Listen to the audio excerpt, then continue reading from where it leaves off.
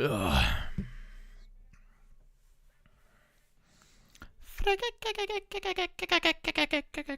You know I don't play video game no more.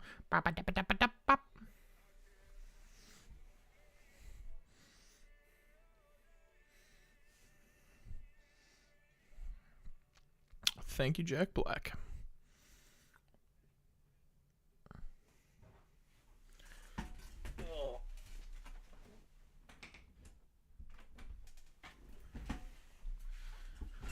Ugh. What's going on, guys? How's it going?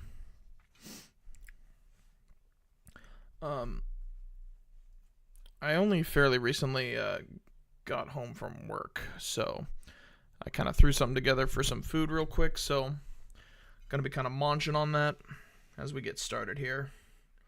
But I digress.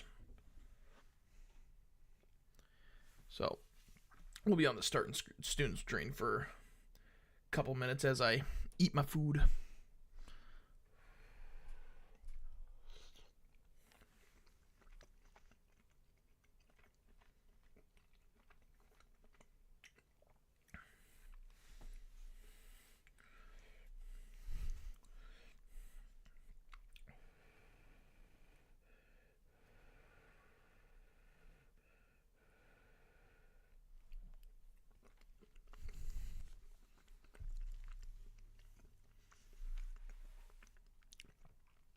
You want to watch me eat?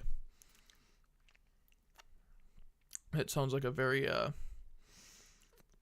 appealing idea.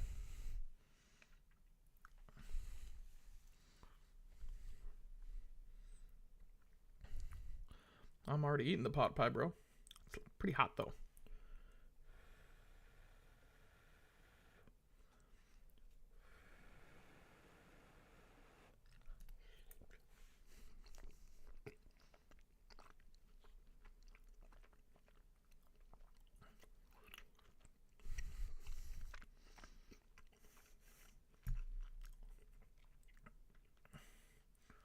Ooh. We are the children of night.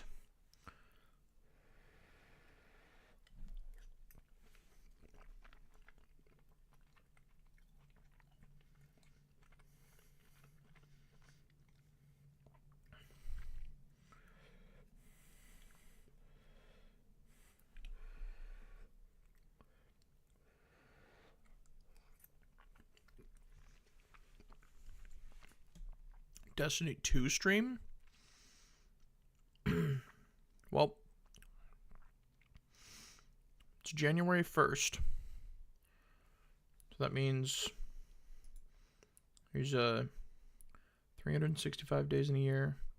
30 days has September, April, June, November. Oh yeah, never. There you go.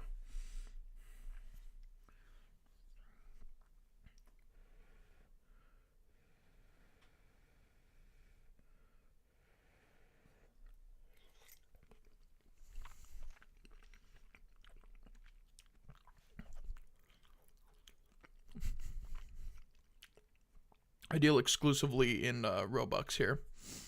So. Oh.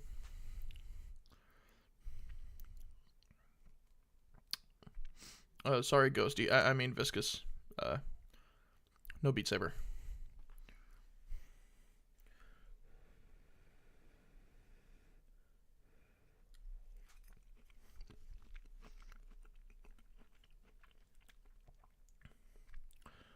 Bum, bum, bum, bum, ba-dum, bum, ba-dum, bum, bum.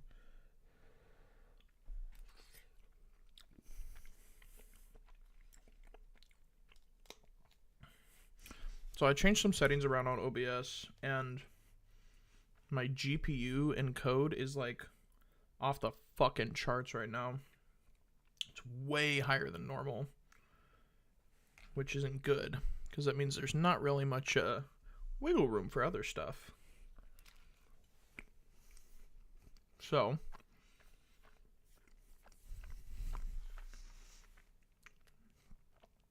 I may change some settings up to see if I'm able to fix that to any degree.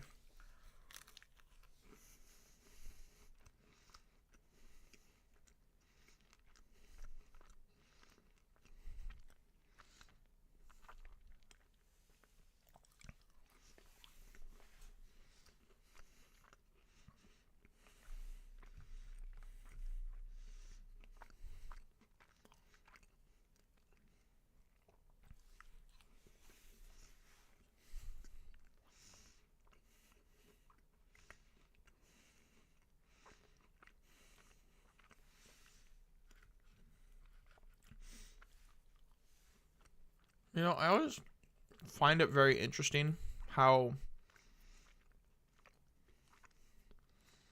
well, you know what? Screw it. Pot pie eating stream. I always find it interesting how you'll get, like, this game is or the game that song was made for it was a trailer for Warframe, and it was like, it like kind of captured this like feel of like the daily toil, you know, like unity in throughout the daily toil. It's like a cool thing, you know, and it kind of makes you think like, oh yeah, like cool narrative. And I feel like it's always the same with like MMOs as well. Like you get just like these cinematic masterpieces that are essentially just trailers for like a DLC or whatever that's coming out. And the feel of like those trailers never approximate anything that you're actually experiencing when playing the game.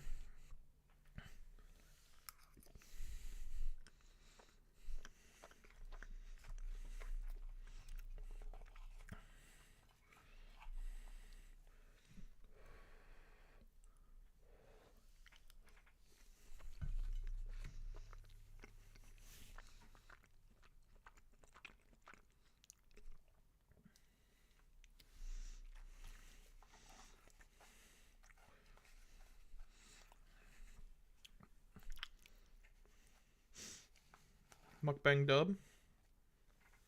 Believe it.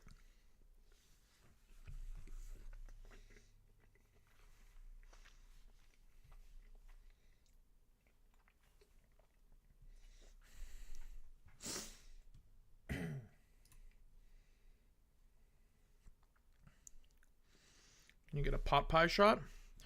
Sure. I got two pot pies because I haven't really had much to eat today. Today was hella busy at work. I broke into the top of it. There's that pot pie for you. It's a beef pot pie. I wanted to go with chicken, but the chicken ones were a lot more expensive than the beef ones. Like an extra like solid like $1.50 or whatever. And I am a cheap ass motherfucker.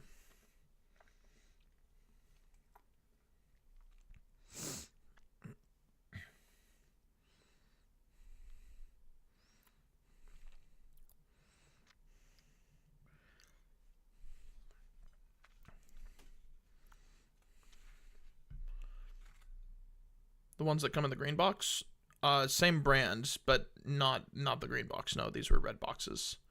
It's the same brand though.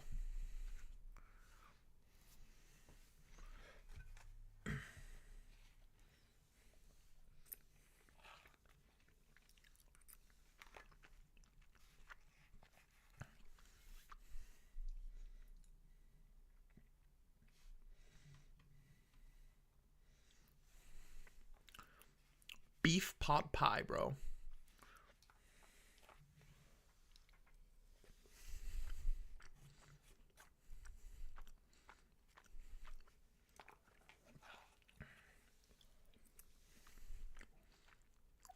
If you don't give him the $20, bro, are you even real friends?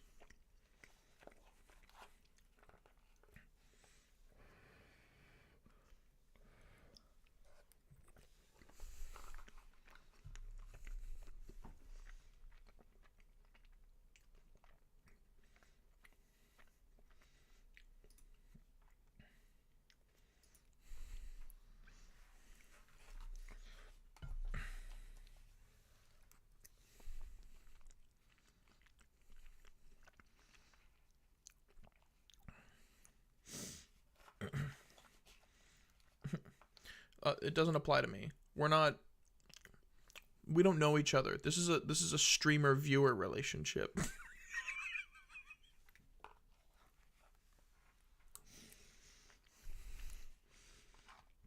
It's not the same.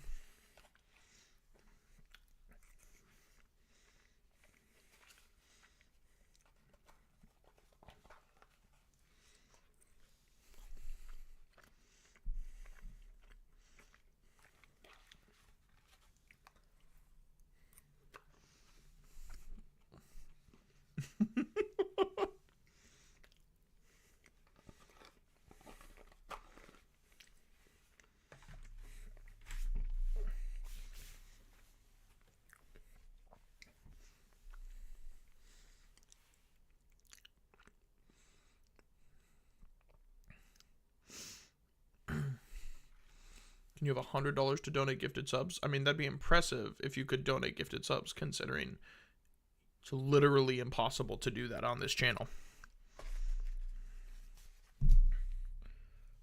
That'd be some black magic stuff right there.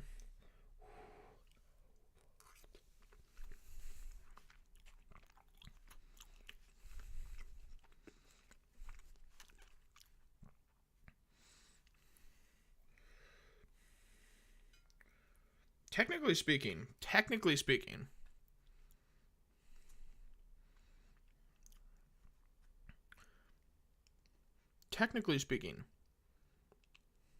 I've never actually met Kakashi.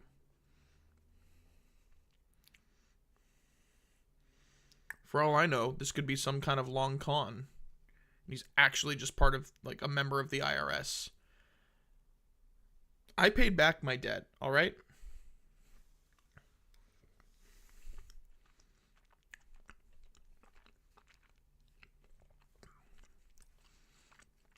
Just $100 to gift subs. Oh.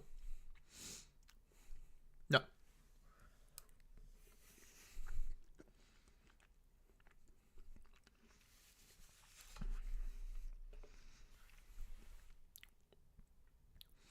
I don't even know if that'll work right now.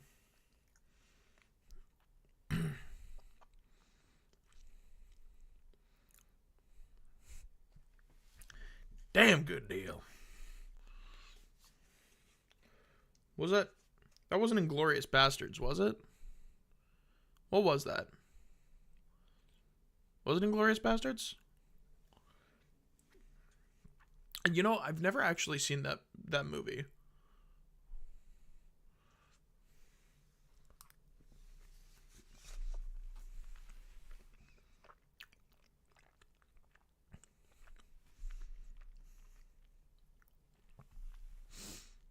What is it from?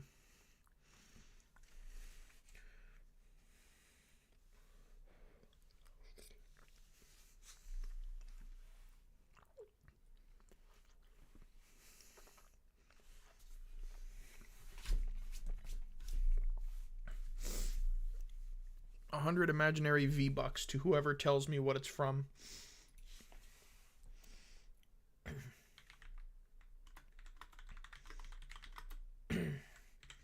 It is Inglourious Bastards. On God. On jaw.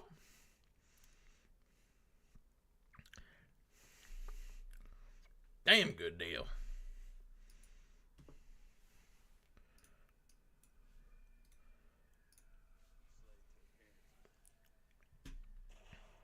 Ooh.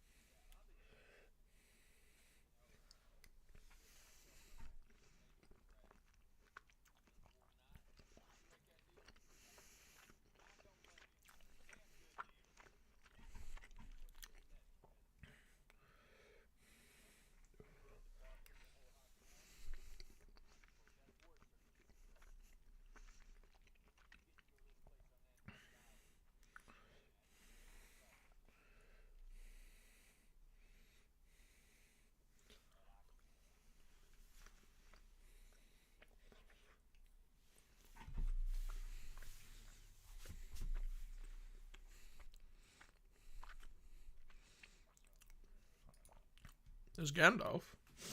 All right. Can you do a backflip for 100 gifted to Pokemon? Pokemon. Pokemonimon. Pokemon's Emon.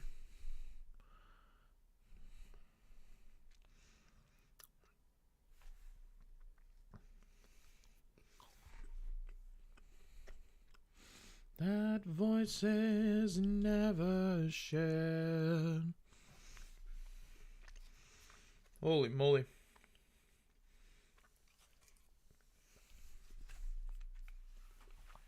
This is really good. After that shift that we had. So, I work at a wing place. And it was busy today because we had the Winter Classic, so the Kraken game. Decent amount of people came in for lunch for that. And then we also had is it the Rose Bowl? Is that what it's called? I'm pretty sure. I'm not a college football guy, really. I'm not really much of a football guy at all. But I think it's called the Rose Bowl. And the Huskies were playing. We ran out of chicken wings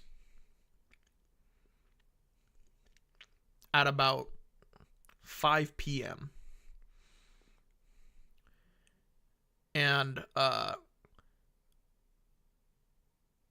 the tickets were, we had chicken wings that were brought into us, but they were frozen. Like, we didn't have time to thaw them. We tried thawing them, like with like just running cold water over them, but that can only help so much, when they're frozen solid. So we now have the wings that we need, but we just could not get them. Like, if someone wanted wings, it was like a 30-minute ticket time minimum. It was bad. A lot of people just ended up leaving just because, like, we didn't have wings. Like, they walked in and effectively just walked right out. Because we were like, yeah, you can sit down. We don't got chicken wings. Oh, man.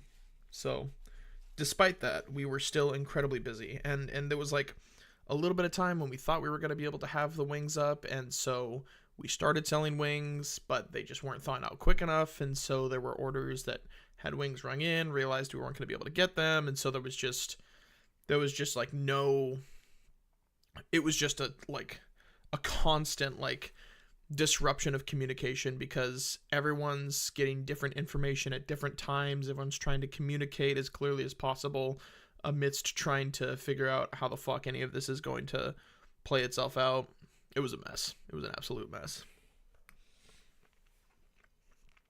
But crazy, crazy busy because of the Rose Bowl, combined with the fact that it was just miscommunication surrounding whether or not we were actually going to have the wings available or not. And it was bad. But it was a long, long shift. It's all right, though.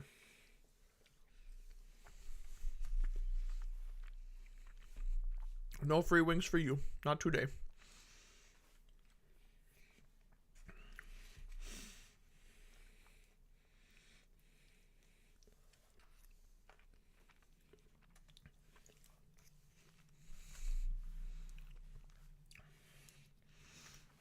Are the chickens okay? Well, they must have fucking escaped because they weren't dead in our freezer like they were supposed to be.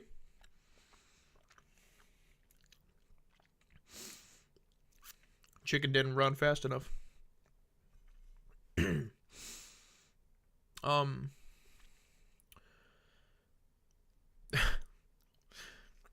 was kind of crazy, like, because the amount of people who had to do, like, double takes with us of, like, you mean you don't have any chicken wings? Yes, we have tenders, but we have no chicken wings. And people would just kind of stand there, like, just dumbfounded that the restaurant that I work in, that is a chicken wing restaurant, was completely out of chicken wings. There was another mishap that happened recently with It was with the most recent paycheck that everybody got. Somebody fucked up in the financial department, and some people were sent like several $100s too much. Some people were sent up to $500 less than they were supposed to get on their paychecks. I happened to be one of the lucky ones that didn't get sent enough. And I had looked at the paycheck and thought, that was a little lower than I was expecting. But whatever. And so I'll get that difference in my next paycheck. But like, there are some people who are really upset because effectively what needs to happen now is the paychecks of the people who received too much money are effectively going to get garnished like $50 per paycheck until that money is paid back to the company. It's just absolute shit show. People are not happy about it, understandably.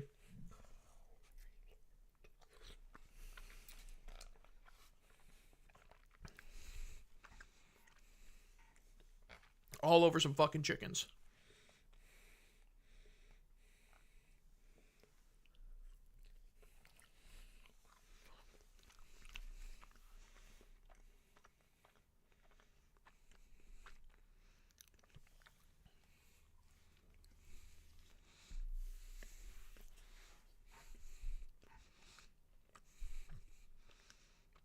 It's true.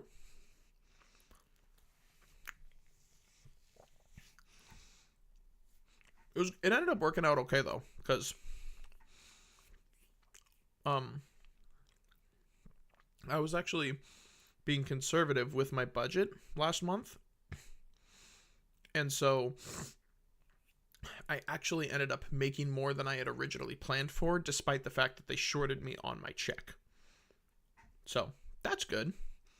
It wasn't by like much, but it's good to know that I'm actively planning effectively enough to operate on well within my means, even if the company fucks up.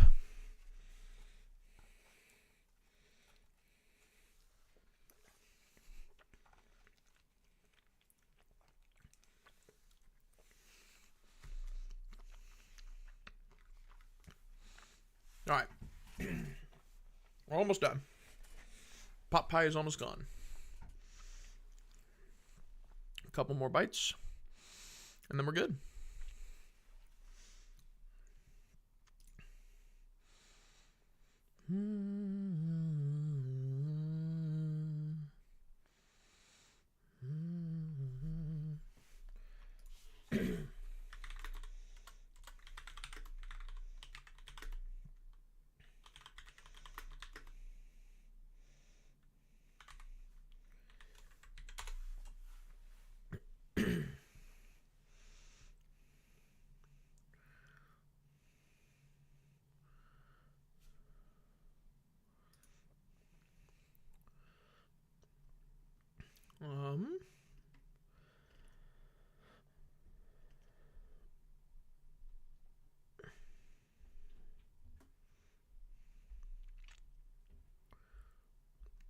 As you start to increase your bit rate, you'll broadcast at a higher resolution. Also use more bandwidth, could potentially put more strain on your CPU and GPU depending on your configuration.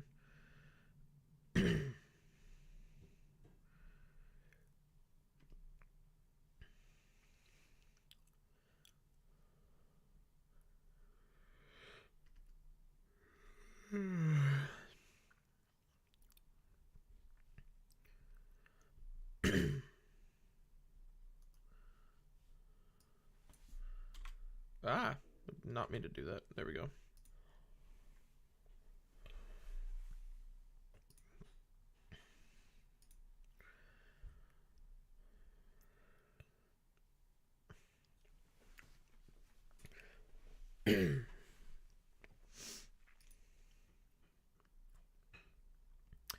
It's so interesting, like I'm trying to figure out what's causing the bit, like my video encode to be as high as it is.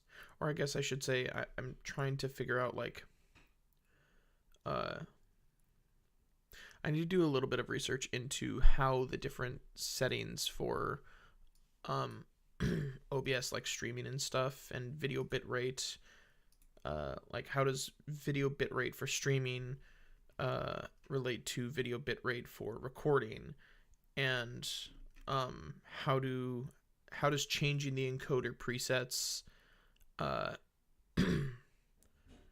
like how much extra strain does increasing the encoder preset add to the GPU, because I'm using NVENC encoding, which is, I believe it's proprietary to NVIDIA,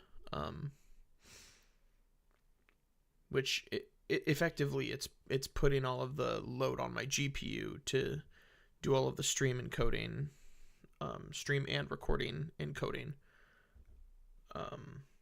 But part of me wonders if I should put it on my CPU. GPU encoding is overall better, but I just have so much more, like, I don't want to use bandwidth because bandwidth isn't the proper technical term, but I have more effective real estate with my CPU, because my CPU is rarely the thing that's getting bottlenecked. But I don't know how far I could push my CPU in comparison to my GPU. I don't know. I wonder if there'd be a way for me to utilize two different types of encoding. I doubt it, though.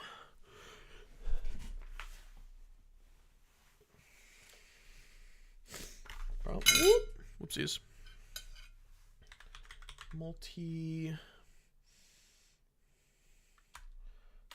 How to use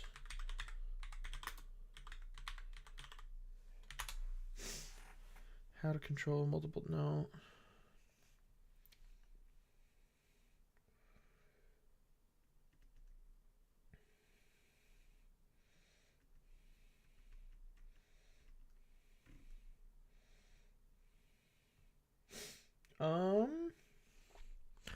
I'd imagine your RAM would be the thing to bottleneck it in that situation.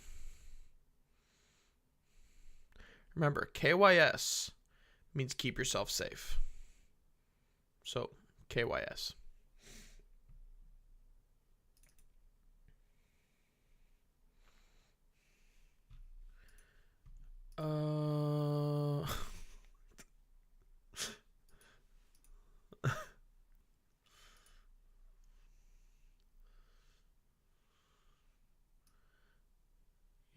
How to use X264 and NVENC.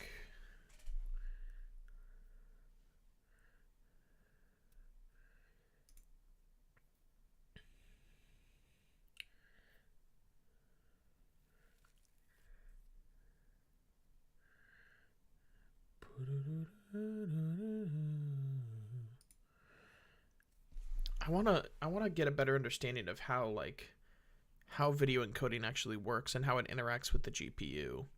Because if I understand how those two things interact with each other, then I can get a better grasp on how to dial in my settings.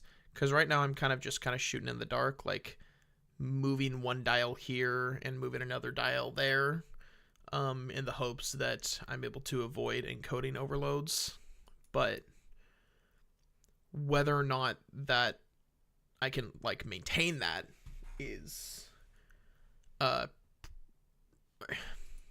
I can continue to do that, but I'm not going to be able to maximize my quality until I actually understand what's going on behind the curtain. And at the moment I just don't have a understanding of that. I know that doing X can cause Z to happen. But I don't know what's happening under the hood, and I would like to know that.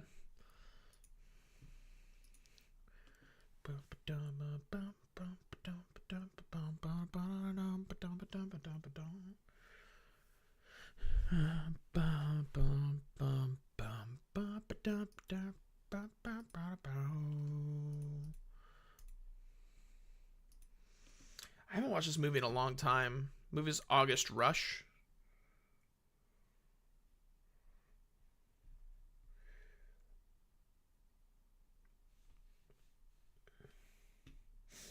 been years since I've watched this movie. I would like to watch it again. Pretty sure this has Robin Williams in it. I think Robin Williams had a small part in August Rush, if I'm remembering correctly.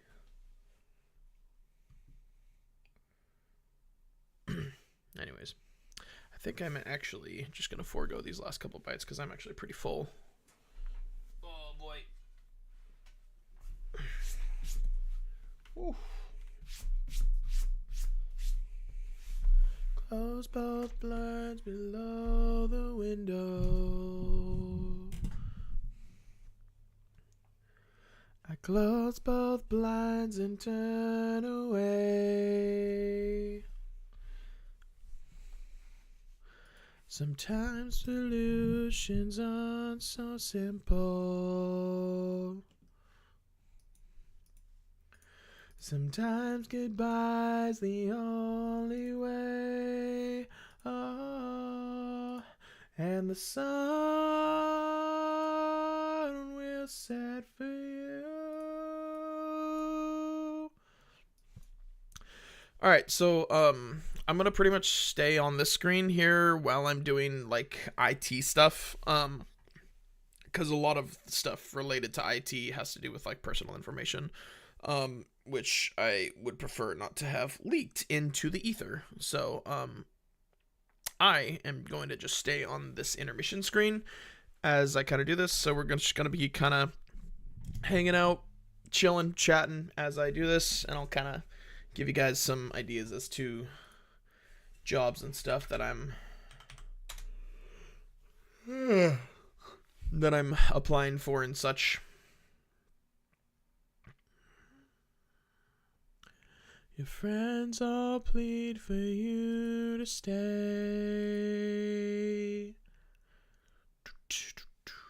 Sometimes the beginnings aren't so simple. Sometimes goodbye's the only way. Ah. Alright, I need to go here. Go to jobs, applications, job tracker. I didn't really do anything with these, so I'm just gonna scratch this.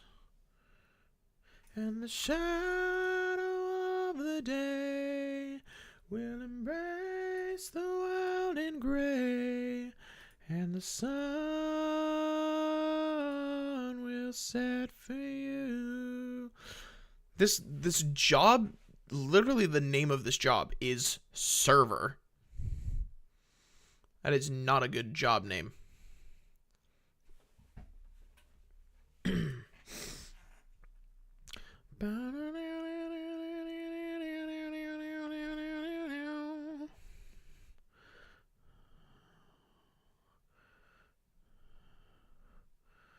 Are you obsessed with the latest technologies? Built a Hyper-V server at home or taught yourself PowerShell?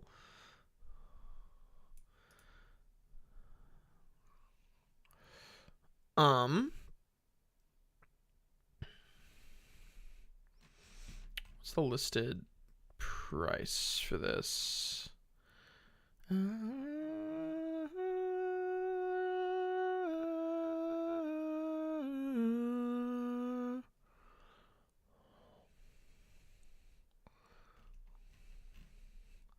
And the sun will set for you.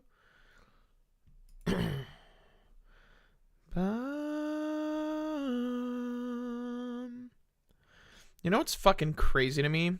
There are so many jobs out there where, like, I'm sorry, what? There's so many jobs out there where it's just like an IT support specialist, you know? Like an IT support specialist is like something that's generally, I would say, pretty like it's a pretty standard type IT job. and they like won't accept you.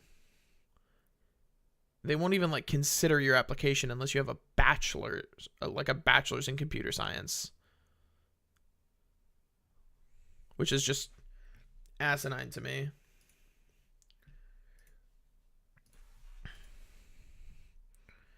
Not every place is like that, but I've seen enough application like listings or like job listings that say that, and it's just like, holy shit, man.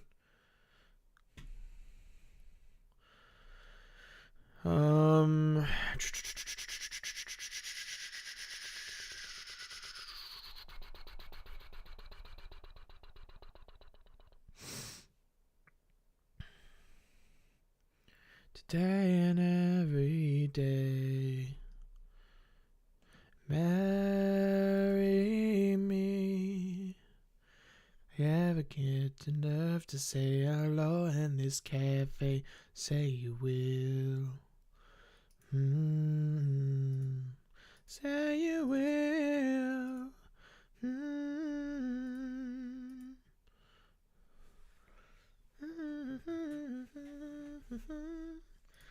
Go to job scan.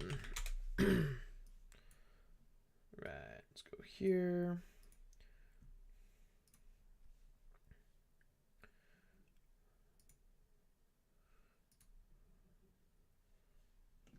Did I log in with my LinkedIn?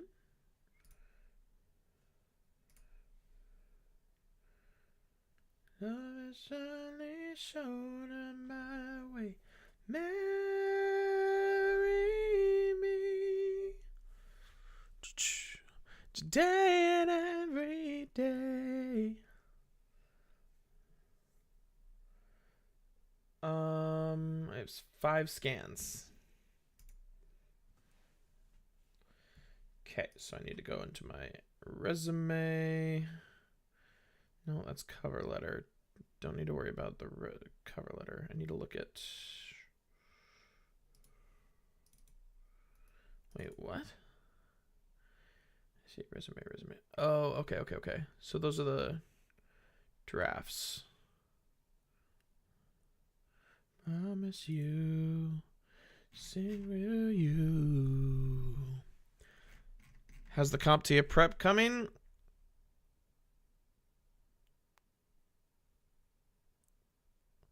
What prep? It's not good. I'm not proud of it.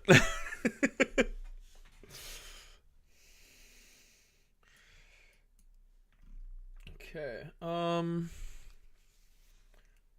Enough to say hello in this cafe. Say you will.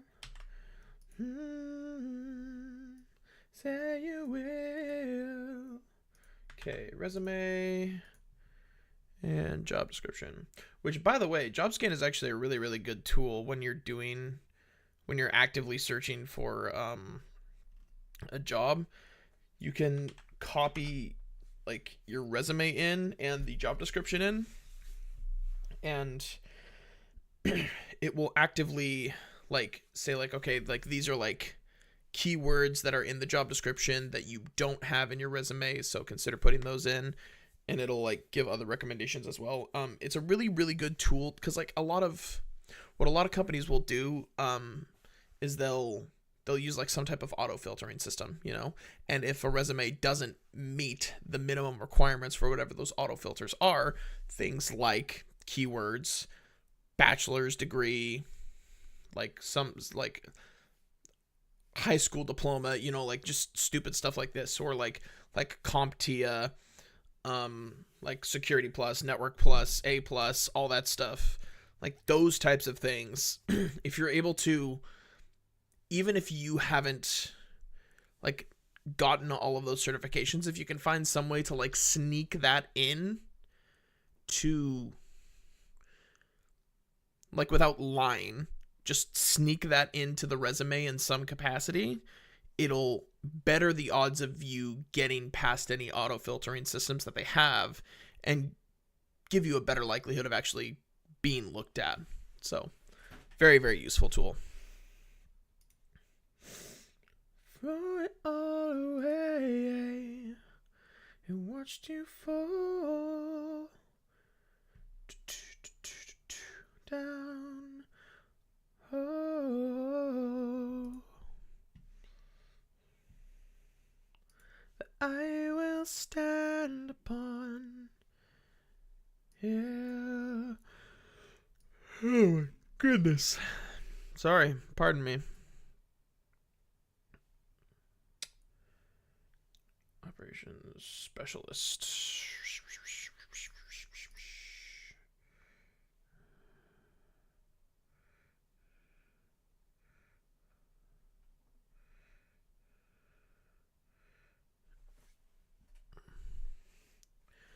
Fast-paced environments with demanding objectives for service quality. Handle myself well under pressure. Communication skills have also served me well as assistant team members. What do we got here? Operations specialist.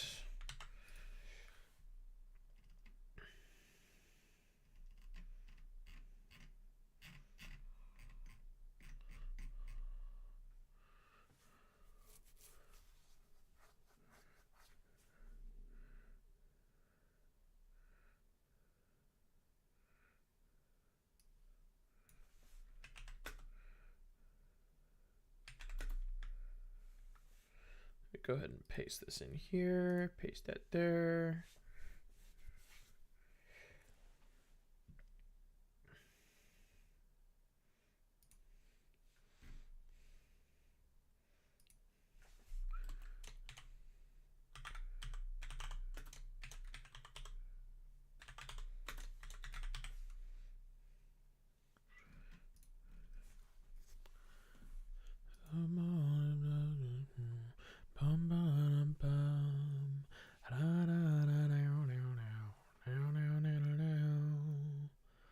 It's a big company, holy moly.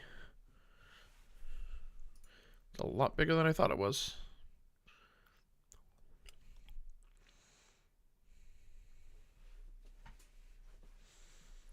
You know what path I want to go down? I don't know. I feel like I haven't really taken any step in any given direction to be able to effectively determine. I guess it doesn't really matter which one I decide to start with, so long as I actually start doing something.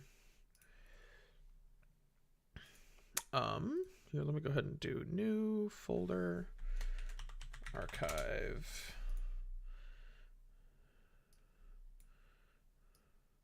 Say you won't let go. Say you won't let go.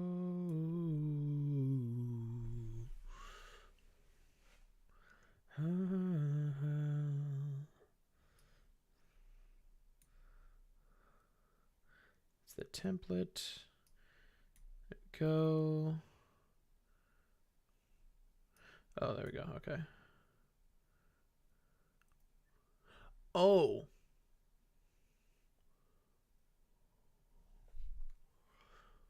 What the hell is this? Well, you know, Solitas, despite what you might think, you are actually the first actual viewer on Kick that I've ever come across that was not immediately sucking your own dick about digital art. So congratulations and welcome in.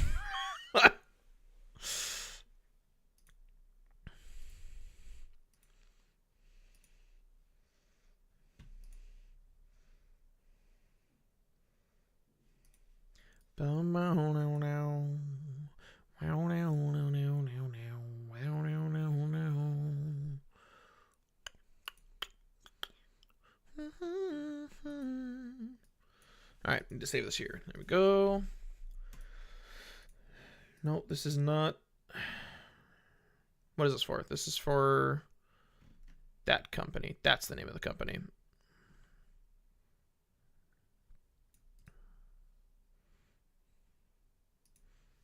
Say you won't let go.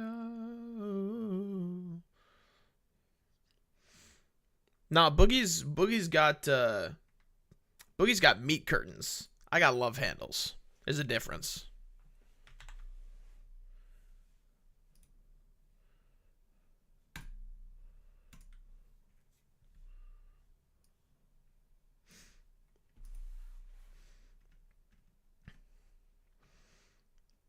And I probably have a higher net worth than he does. Which is fucking funny. Oh, man.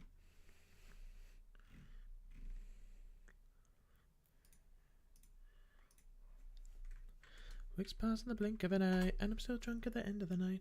I don't drink like everybody else. Summer fool with a head's medical. My mind's with you, but my heart's just not.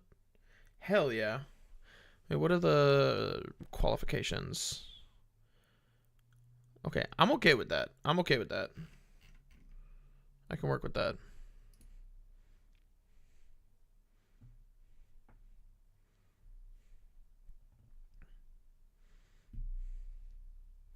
You're the only one that knows I lied.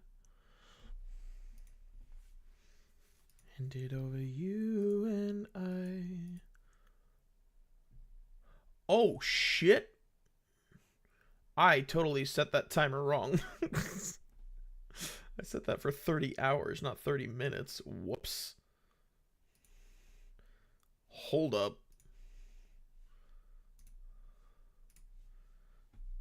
Let's change this.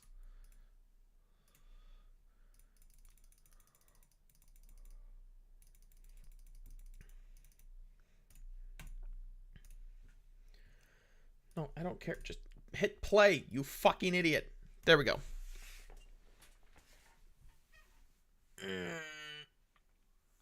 Oh, man.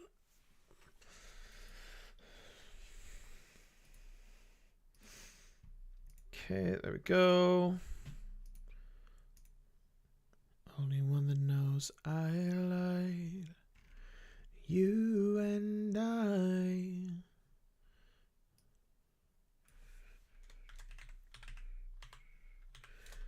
January 2024. Happy New Year.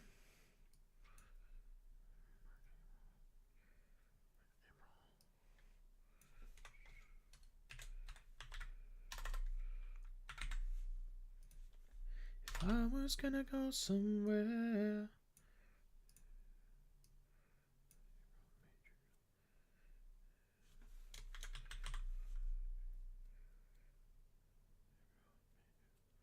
There we go. Sick. Okay, we got that. We'll go ahead and save this.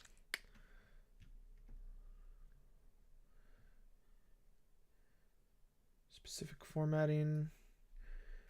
Prefer specific date formatting from your work experience. Please use the following format. I know you say that I'm the only one, but I know God made another one of me. Love you better than I ever will. Why does it list CCNA here? Or is that a preferred qualification?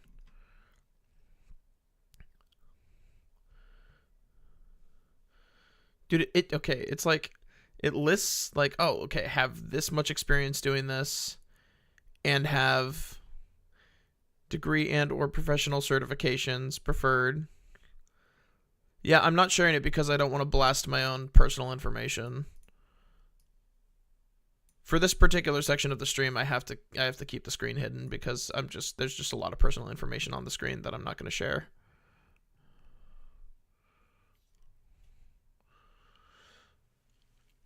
Preferred A+, Network Plus, MCP, MCSA, MCSE, CCNA, ITIL.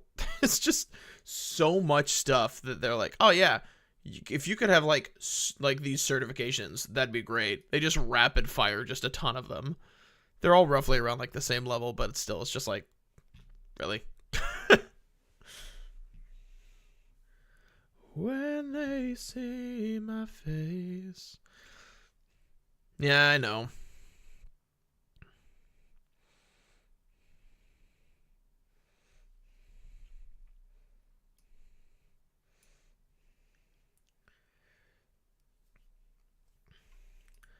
will find my way. I know every mile.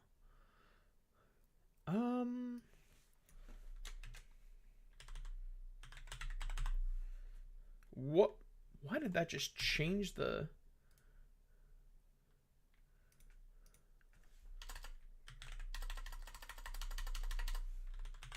Weird. Sent out about 100 applications before you landed yours. Yeah, it's... I'm kind of thinking that, like, it's better generally. Like, you can... Like, I have, like, a rough draft, essentially, of, like, my resume. And then I'll make a few alterations here and there just based on what it is that I'm applying for and what the job description looks like. But I feel like it's just better to just rapid fire. And just, if something sticks... Cool.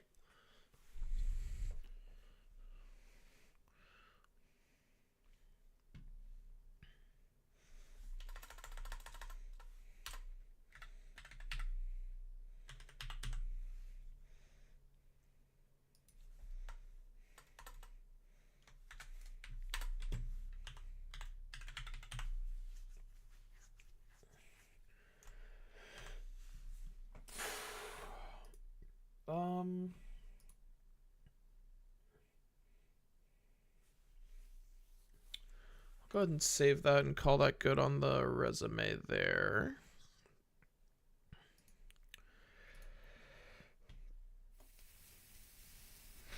All right.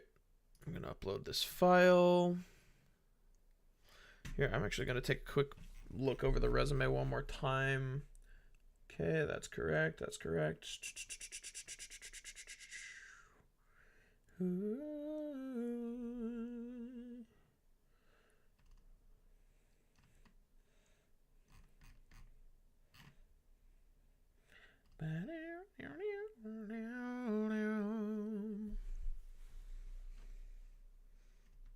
Like a shooting star, I can go the distance. I will search the world. I will face its harms. I don't care how far. I can go the distance till I find my hero's welcome waiting in your arms.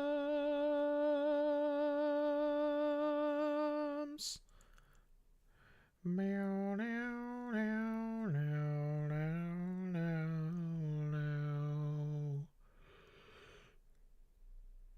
meow.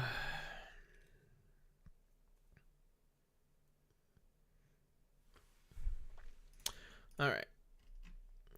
Got those there. Got those there.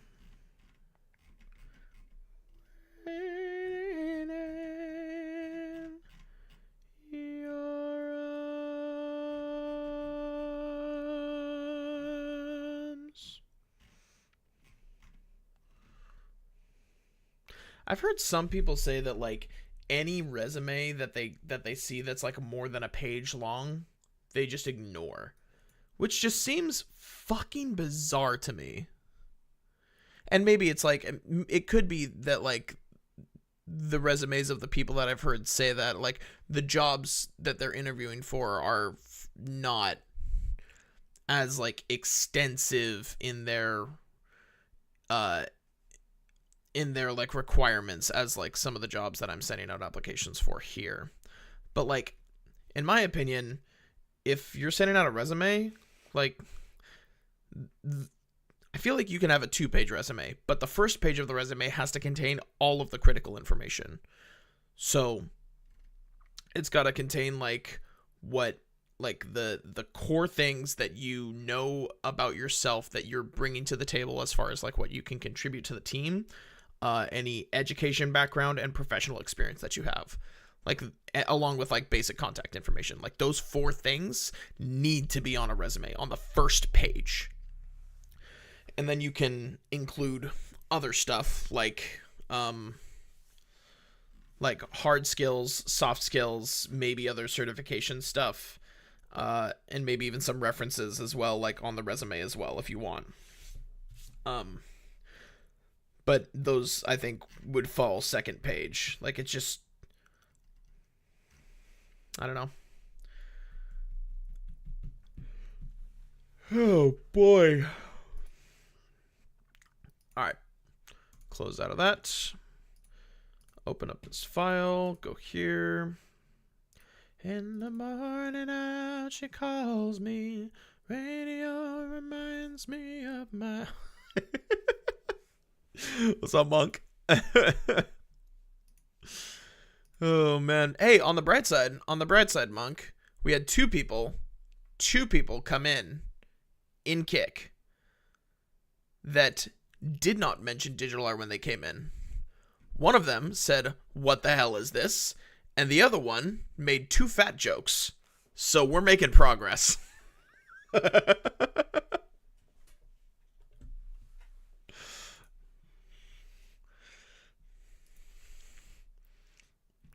Hope you're doing well today, Monk. Happy New Year.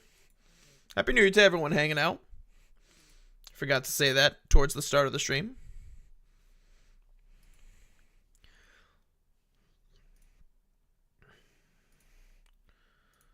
All right, let's get this. Yeah, dude, we're making progress, man. I'm saying, new year, new me. Anything can happen.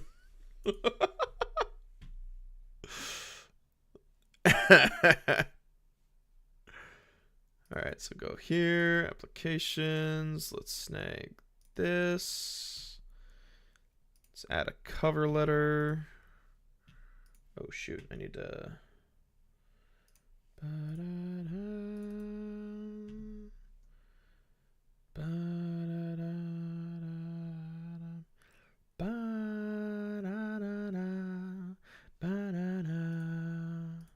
Is that really the only cover letter that I have in there?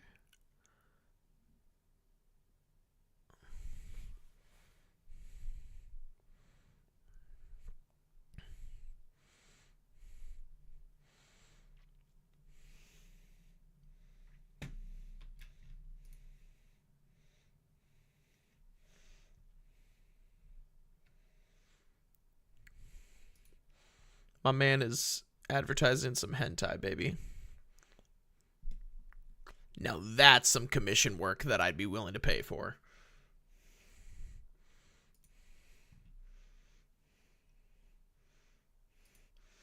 Hallelujah. Hallelujah.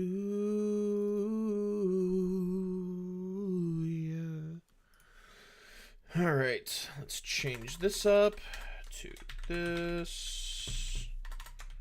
Change that. Whoopsies. There we go. A whole $1? Damn, bro. Yeah, she broke your throat and she cut your hair, and from your lips she drew the hallelujah. Hallelujah. Hallelujah. January 1st.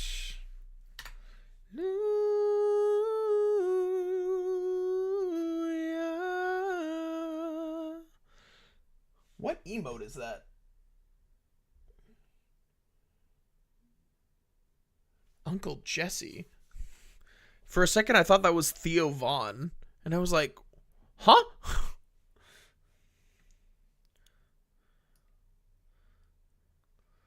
It's not a cry that you hear at night. It's not somebody who's seen the light. It's a cold and it's a broken hallelujah. Hallelujah. Hallelujah. Hallelujah. Hallelujah. Hallelujah. Hallelujah. Hallelujah.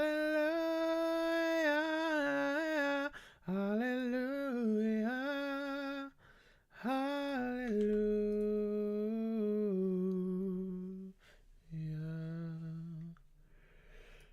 go. Oh my gosh. Sorry for my yawning, man. It is bad. Today was a long day at work. Alright, so let's save this. Save as. Browse.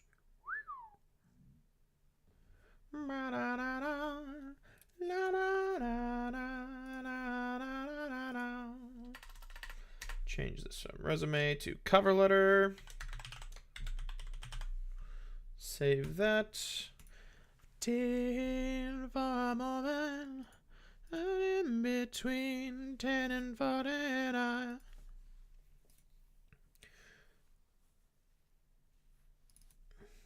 Slap that in there. Go next. Am I authorized to work in the United States? Yes. Actually, give me one sec, guys. I'm going to use the restroom, and then I'll come back and we will finish getting this application sent out.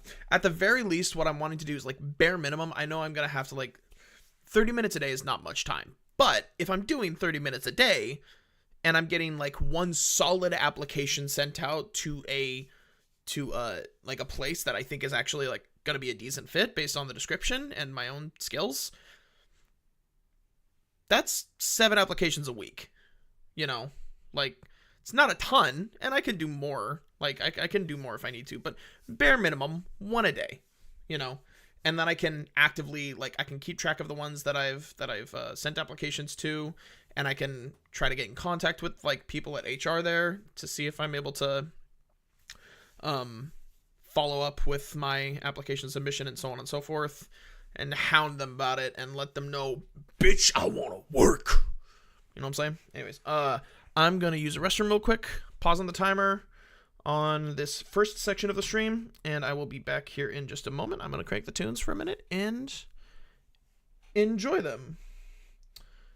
Wait a minute. Oh, yeah. Okay. I will be back shortly. Don't go anywhere.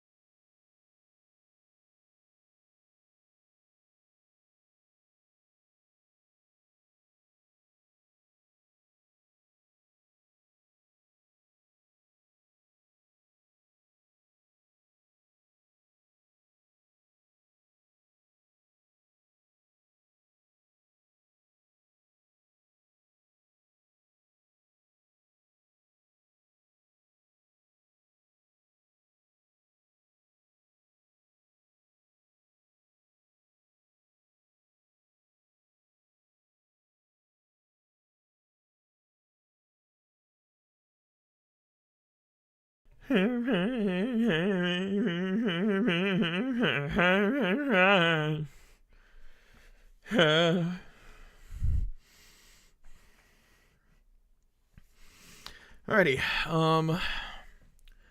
Let's finish up these questions here. Finish up this application process. Send it out, and then we'll be Gucci. Let's play the timer. Do you have a valid U.S. driver's license, vehicle, and proof of auto insurance? Absolutely. Are you over 18 years of age?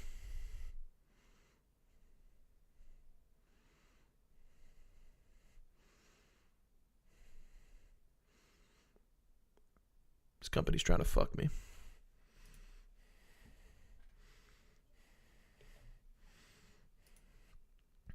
Are you willing to take a drug test? Sure. I've never worked for the company before.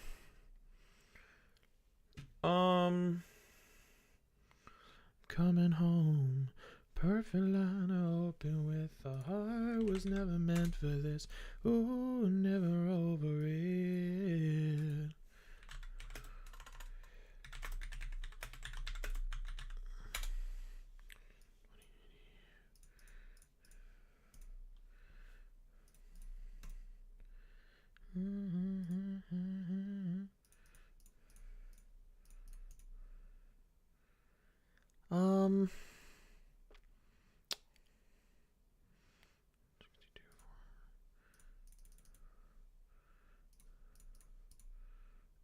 No.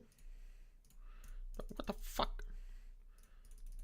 There we go. Divide that by. There we go.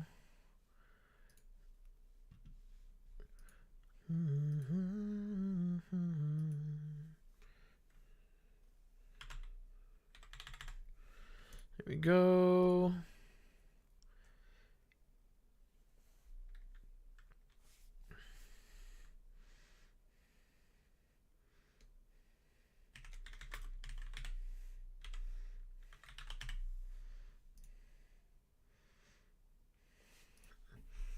Oh, never over it. We were young. We were free. Yeah, yeah.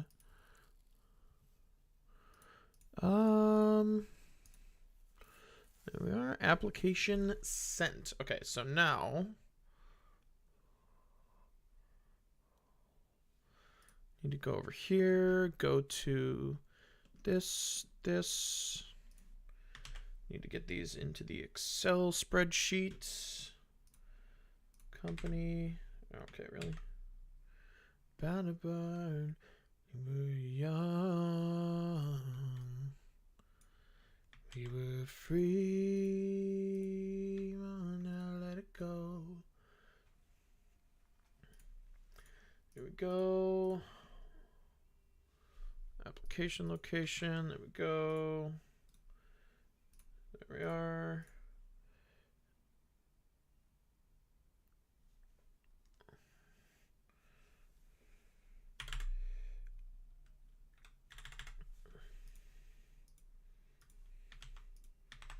There we are. Company site. Here we are.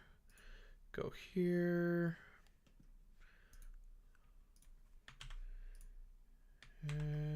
Do with the dawn. That's all I could want. Company, LinkedIn. There we go. Copy that. Paste that there.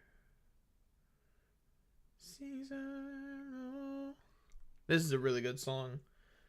It's called Walking Her Home by Mark Schultz. This is an old song. When did this come out, man? 2007. Oh my gosh.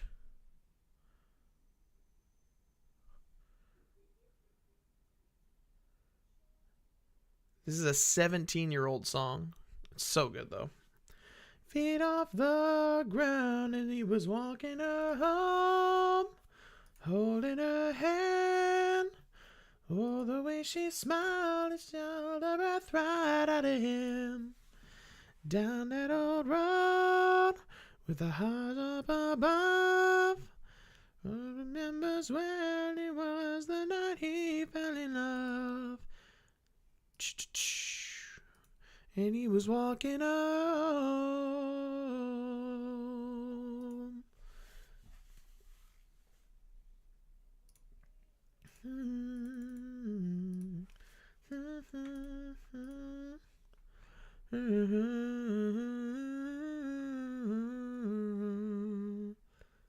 Wait a minute, what? Did I not?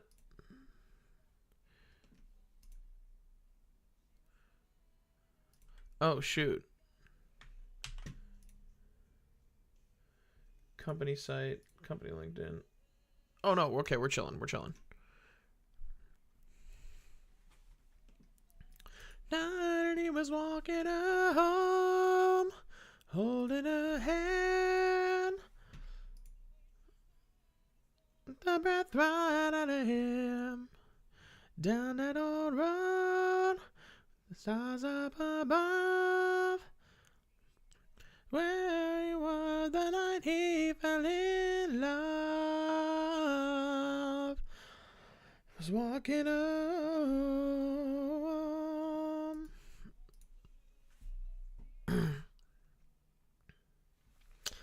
home. Dude, okay, you know, this is crazy to me and kind of frustrating.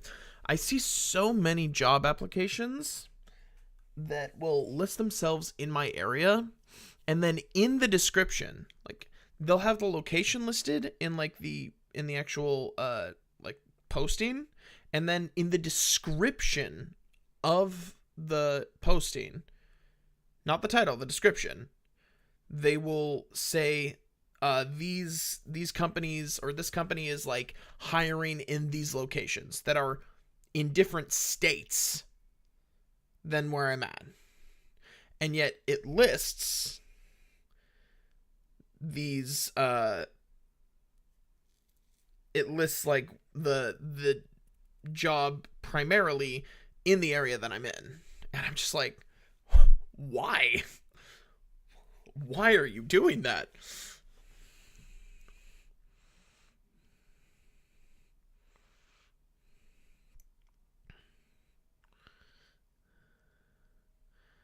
Yeah, they're like, we're hiring in Texas and Kansas.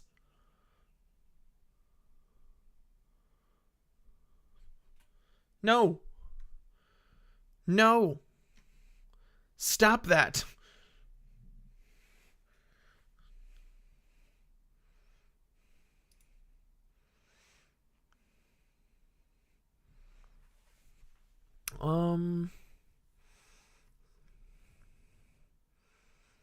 I don't want to do any sales stuff. Maybe this one? Okay, well, it's telling me where you're listed, but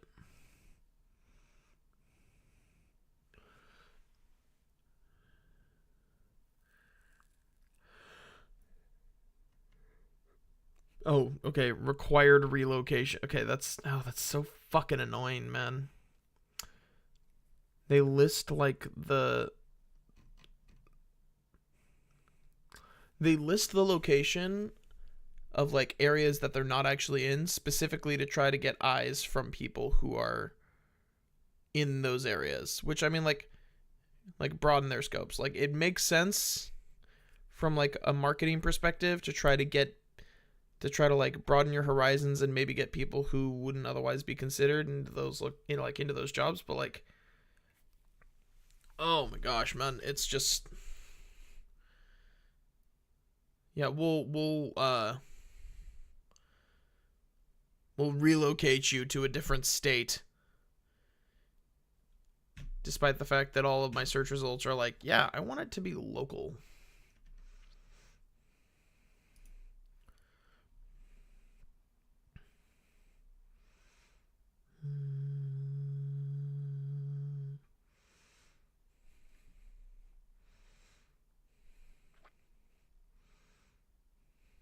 Okay.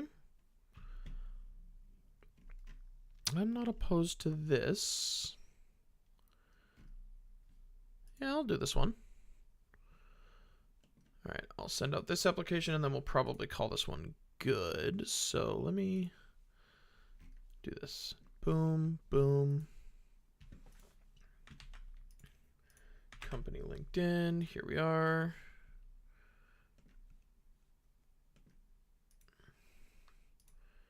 Do they not have a website link?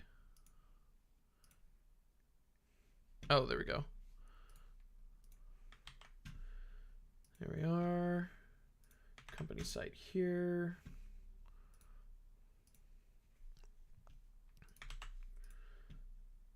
There we are. Slap that there.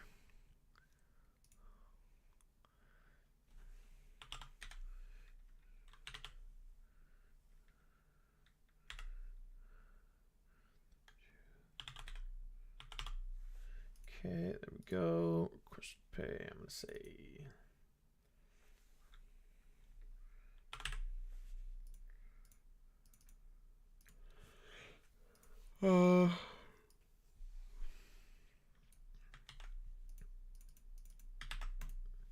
Okay, there we go. Got that information down. Can close out of this. Can close out of this, and apply. Follow these steps. Yup. There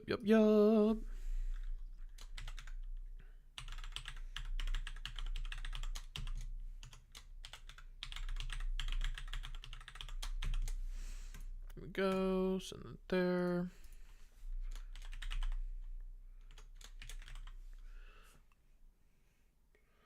Wise men say only fools rush in,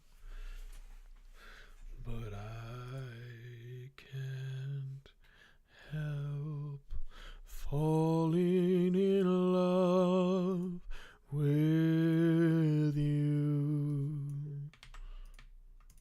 Shall I stay? Okay, well, this is my mobile number. There we are. I can't help falling in love with you. The river flows surely to the sea. Darling, so it goes. Some things are meant to be. Take my hand. Take my whole life too. For I can't help falling in love with you. River flows. Yes, I am authorized to work here. I've not been an employee before. No people that I know work there. Oh, I need to... Okay. My hand, take my whole life too. Yes. Gotta go. Okay, thanks for hanging out. I didn't realize you were in here, but thanks. Thanks for stopping in, dude. Have a good night.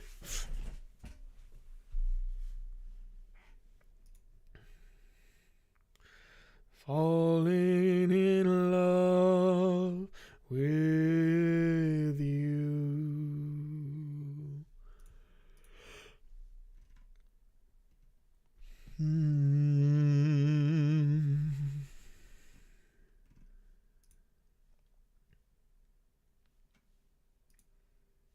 It's a good song too.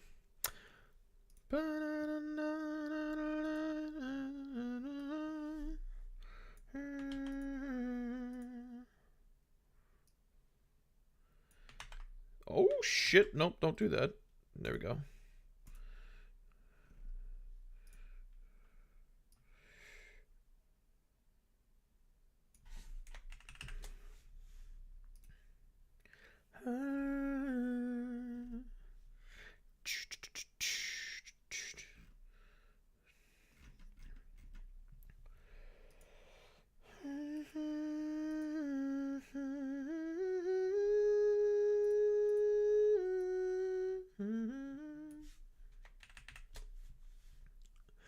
Oh, I will hold on to the afterglow.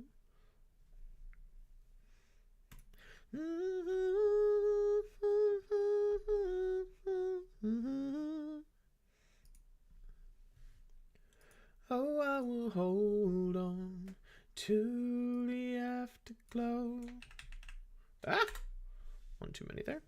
Oh, I will hold on to the afterglow. Come on.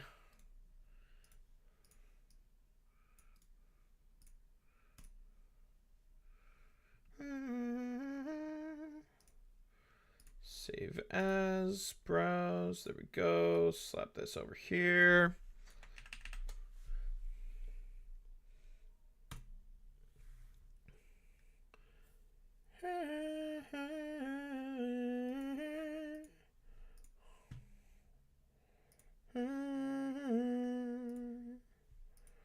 There we are.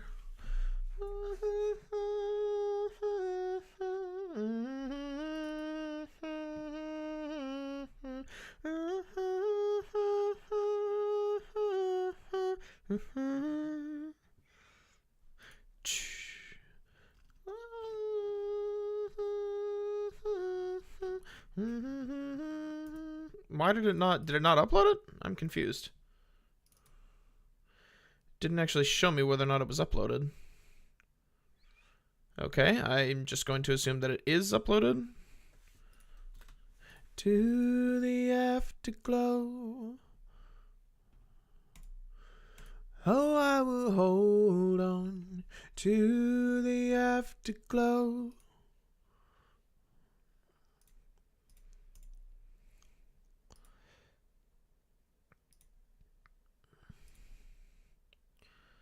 Nope. Nope. There we go. Move forward.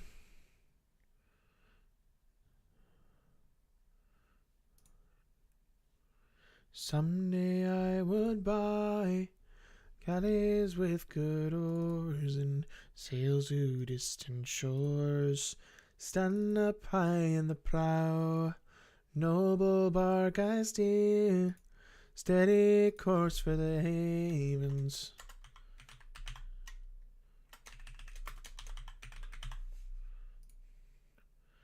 Okay, can do one more. Browse, go.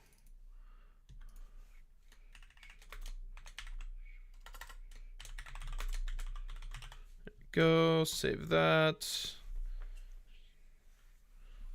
Stand up high in the crowd, noble bark I steer. Anybody remember when this song was like circulating on TikTok?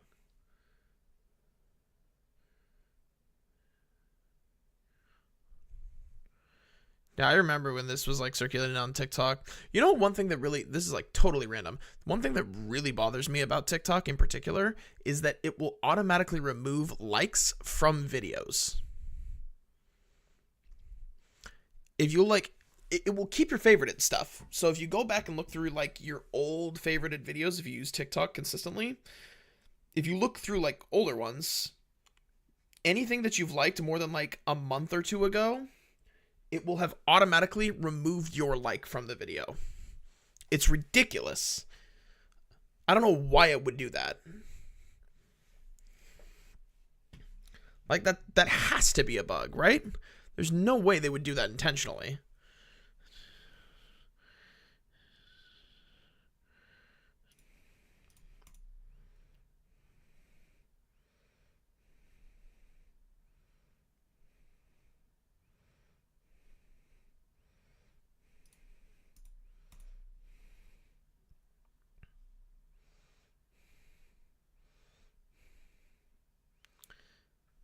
Course for the havens.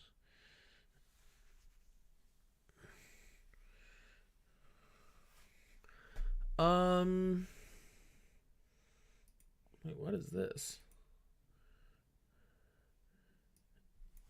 Uh.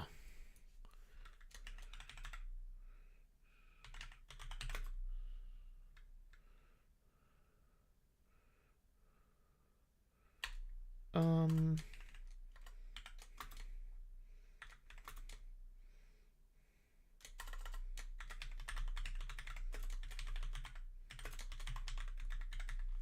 There we go.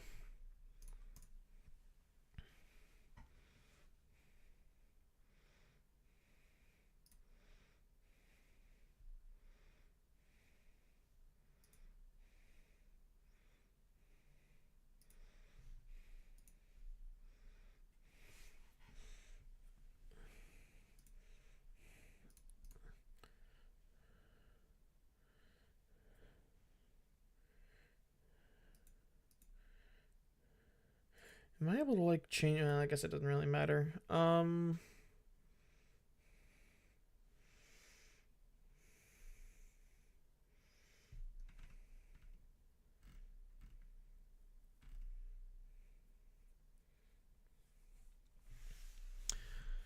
Oh man, my gut's playing bad trick on me.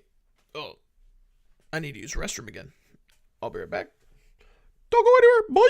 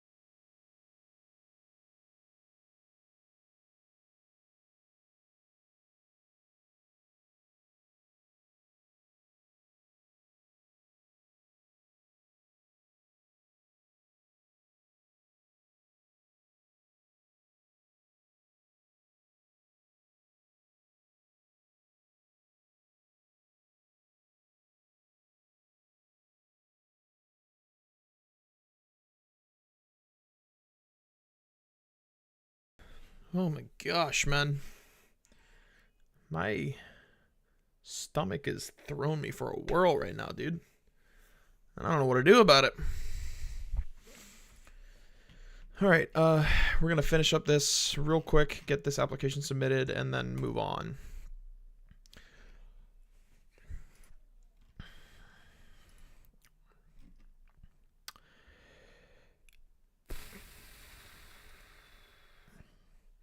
What do you mean required fields are missing?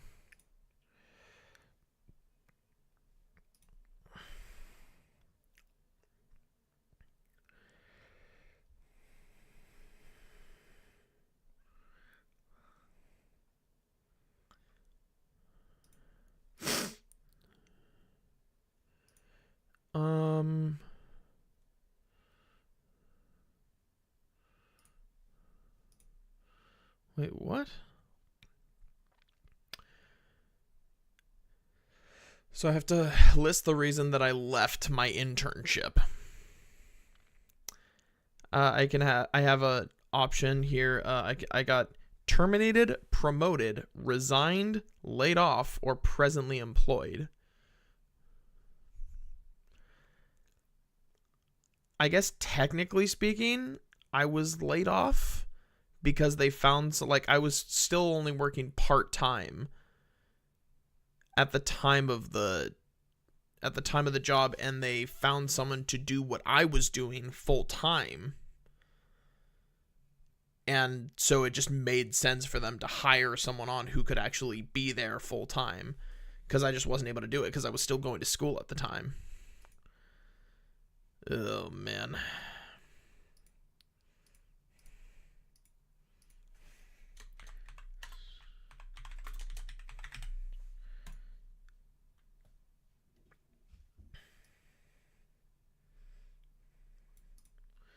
I'm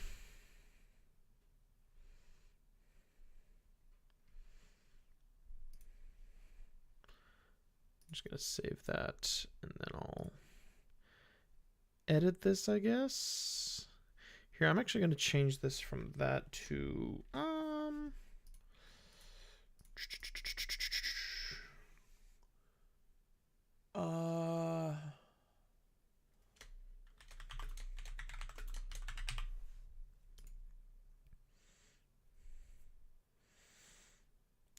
promoted to civilian. Perfect. Look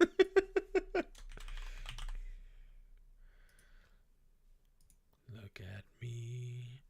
I am old, but I'm happy. I was once like you are now, and I know that it's not easy to become. Found something going on. Good time, think a lot, give everything you got.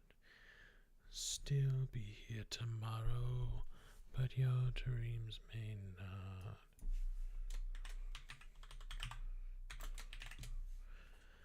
How can I try to explain? When I do, it turns away again.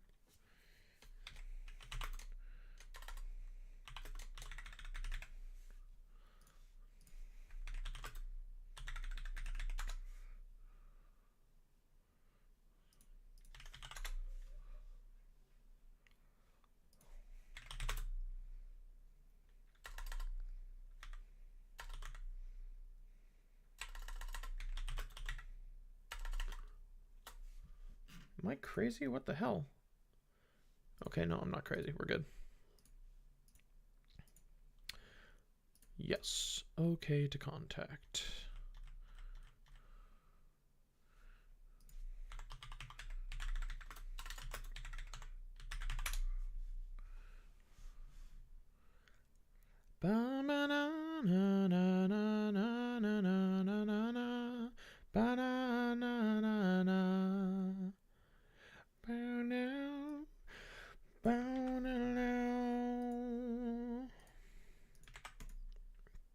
Alright, I'm going to save that. I'm going to call that good. Alright, yes.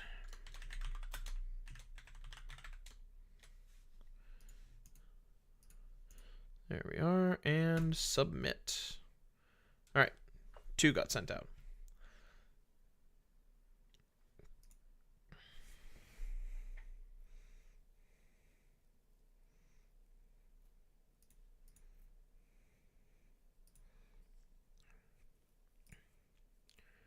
Thinking all the things I knew inside, it's hard, but it's harder to ignore it. Oh my goodness.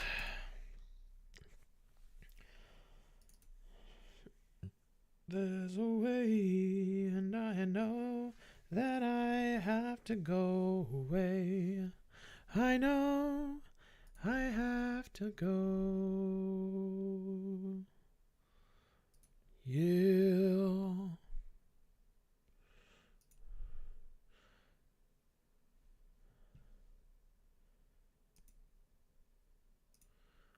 Oh, that's why I was wondering why that was muted. It's because it was muted.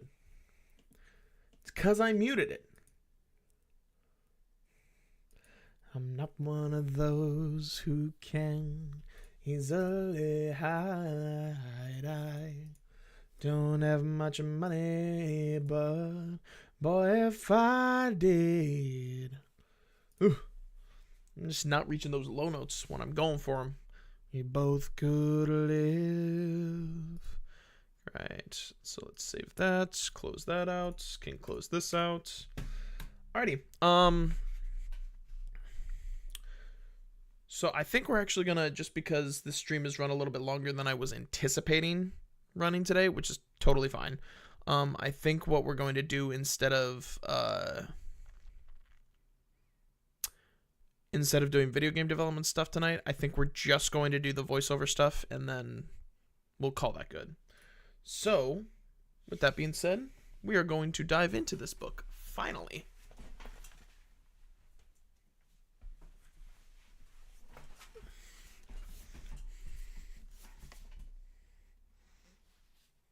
We are finally diving into it. Murtagh.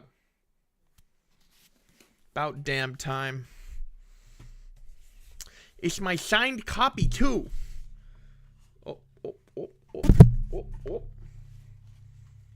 See? It's a signed copy. I'm very glad I was able to get one of these.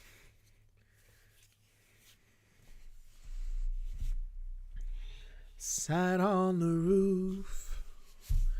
But I'm going to take the actual cover off for the moment. Well, you got me quite cross.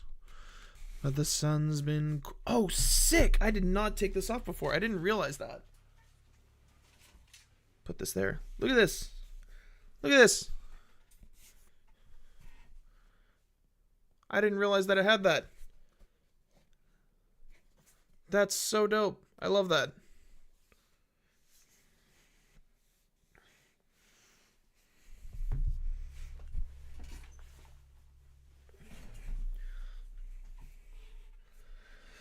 Alrighty. We're just going to swap right on over to it. Into the storytelling mode. Oh, God. Alrighty, guys. Move this here. There we go. Beautiful.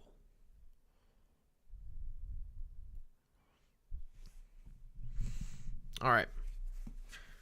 This is going to be pretty rough around the edges. So, take with it all a grain of sand.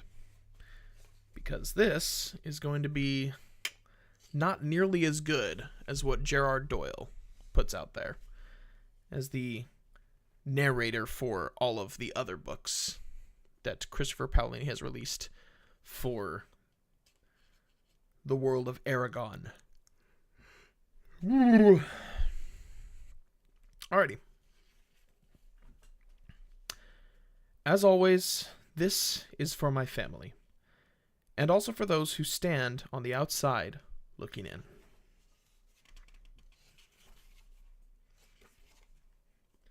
World of Eragon Argument. Behold, the land of Alagasia, vast and verdant, full of mystery.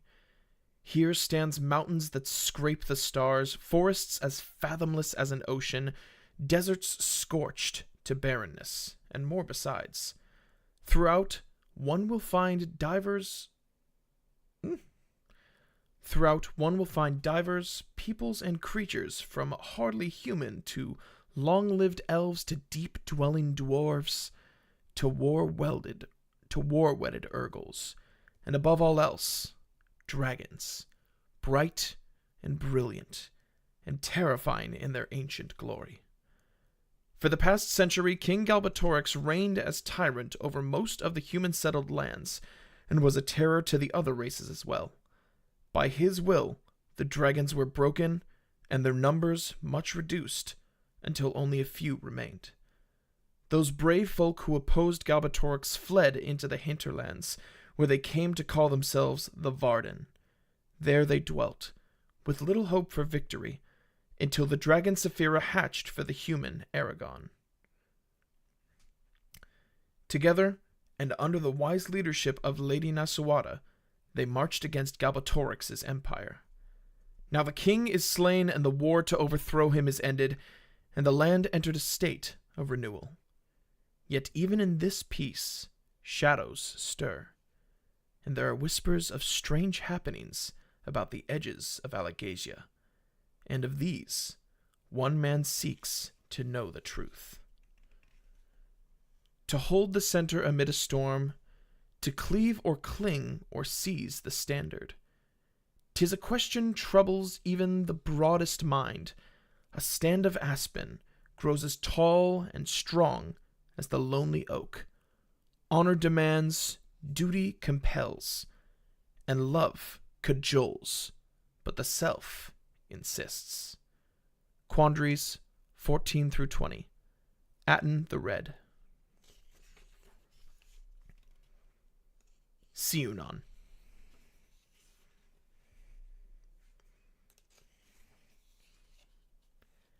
Chapter 1. Maddentide.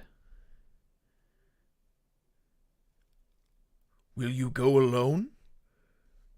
Murtagh gave Thorn a quizzical look.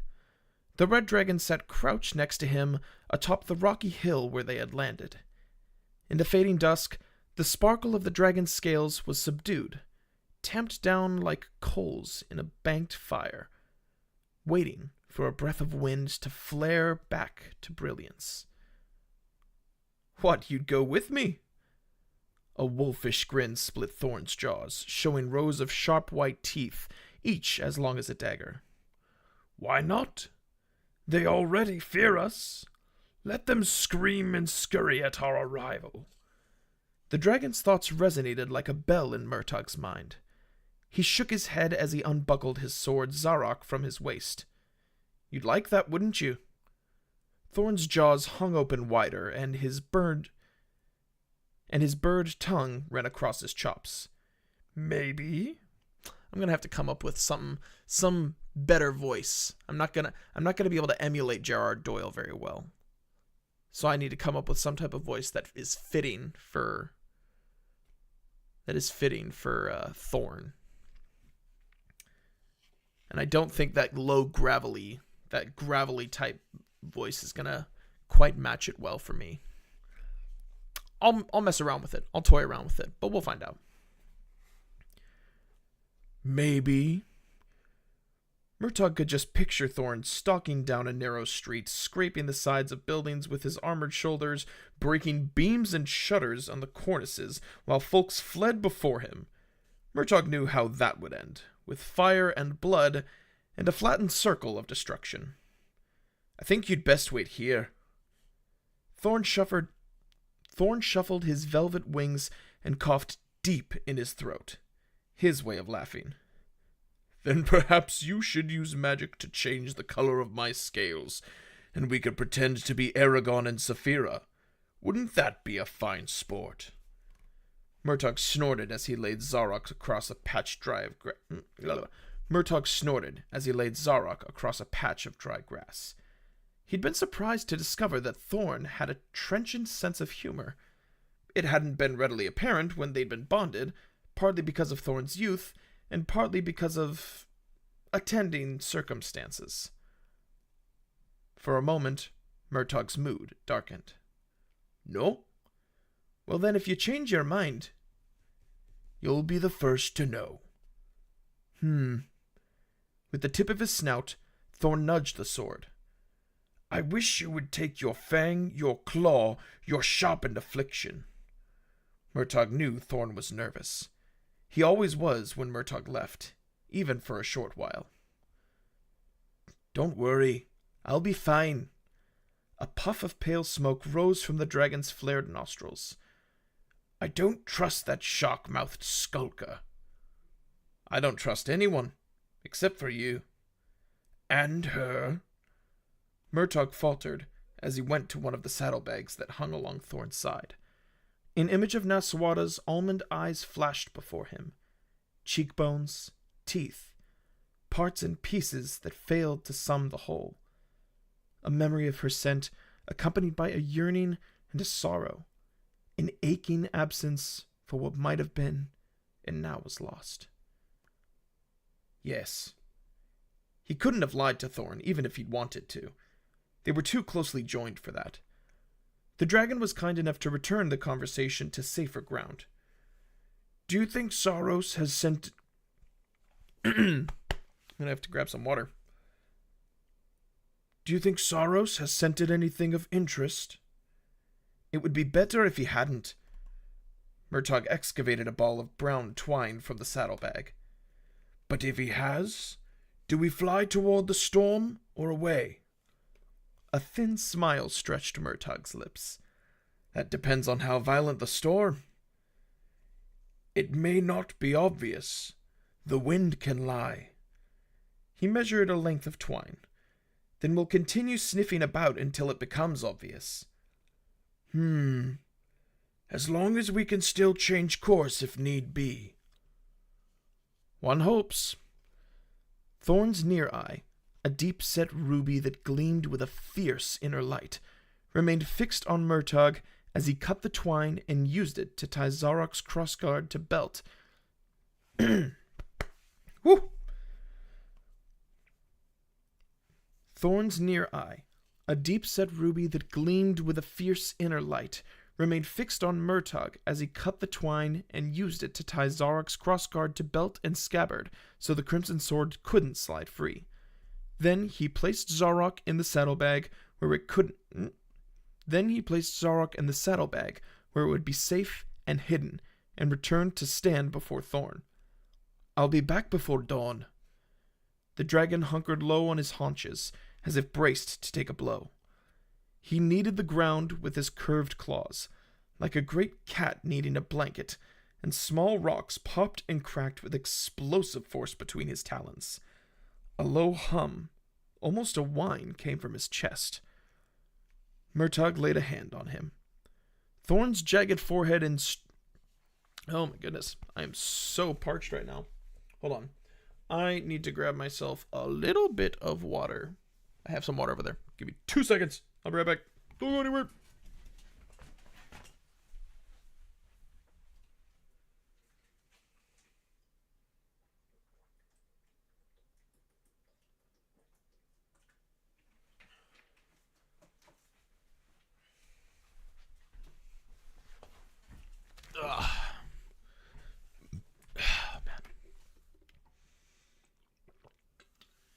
Ooh.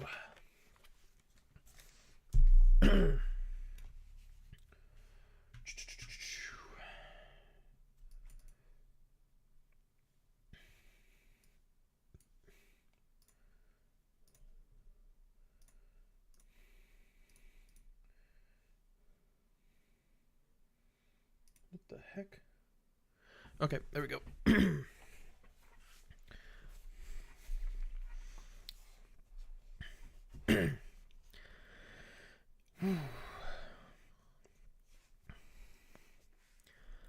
A low hum, almost a whine, came from his chest. Murtagh laid a hand on Thorn's jagged forehead and strove to impress a sense of calm and confidence on him. Dark chords of distress echoed in the depths of Thorn's mindscape. "I'll be fine. If you need me, you'll be there, I know." Thorn bent his neck, and his claws grew still. From his mind, Murtagh felt a hard, if brittle, resolve. They understood each other. "Be careful. Watch for any who might try to sneak up on you." Another bone-vibrating hum emanated from the center of Thorn's chest. Then Murtagh pulled the hood of his cloak over his head and started down the side of the hill, picking a path between jags of solitary stone and clusters of prickly horde brush. He looked back once to see Thorn still crouched atop the crest of the hill, watching with slitted eyes. Ooh. What is this? A man with a dragon was never truly alone. So thought Murtagh as he headed west with a long, loose-limbed stride. No matter how many leagues separated him and Thorn, a part of them would always remain connected, even if the distance kept them from hearing each other's thoughts or feeling each other's emotions. Magic of the oldest kind joined them, and never would they be quit of it until one of them died. Yet magic was not their only bond. The experiences he and Thorn had shared, the hardships, the mental attacks, the torture, had been so intense, so singular in nature. Murtagh didn't think that anyone else could truly understand what they had endured. There was a certain comfort in the knowledge. Wherever he went and whatever he did, Thorn would always be there for him. What's more, Thorn would understand. On occasion disapprove, perhaps, but even then with empathy and compassion. And the same was true in reverse. There was also a sense of confinement to the knowledge. Never could they escape one another. Not really. But Murtagh didn't mind. He was well sick of being alone. The land sloped away beneath him until after several miles it arrived at the Bay of Fundor. There, at the water's edge, lay the city of Siunon, a rough-walled collection of buildings, dark with shadow, save for the occasional lamp or candle, warm gems set against the encroaching night. Rows of fishing boats with furled sails floated alongside the stone wharves, and with them the deep-sea vessels with tall masts and broad hulls, ships capable of surviving passage around the northern tip of the peninsula that separated the bay from the open ocean. Across the bay stood the mountains of the Spine, saw-toothed and ridge-backed behind a bank of obscuring haze, and the salt water between appeared deep and cold and unfriendly. Gray clouds lay low upon the land. Gray clouds lay low upon bay and land alike, and a muffled stillness softened the sound of Murtagh's steps. A cold touch on his hand caused him to look up. Thick flakes of snow drifted downward.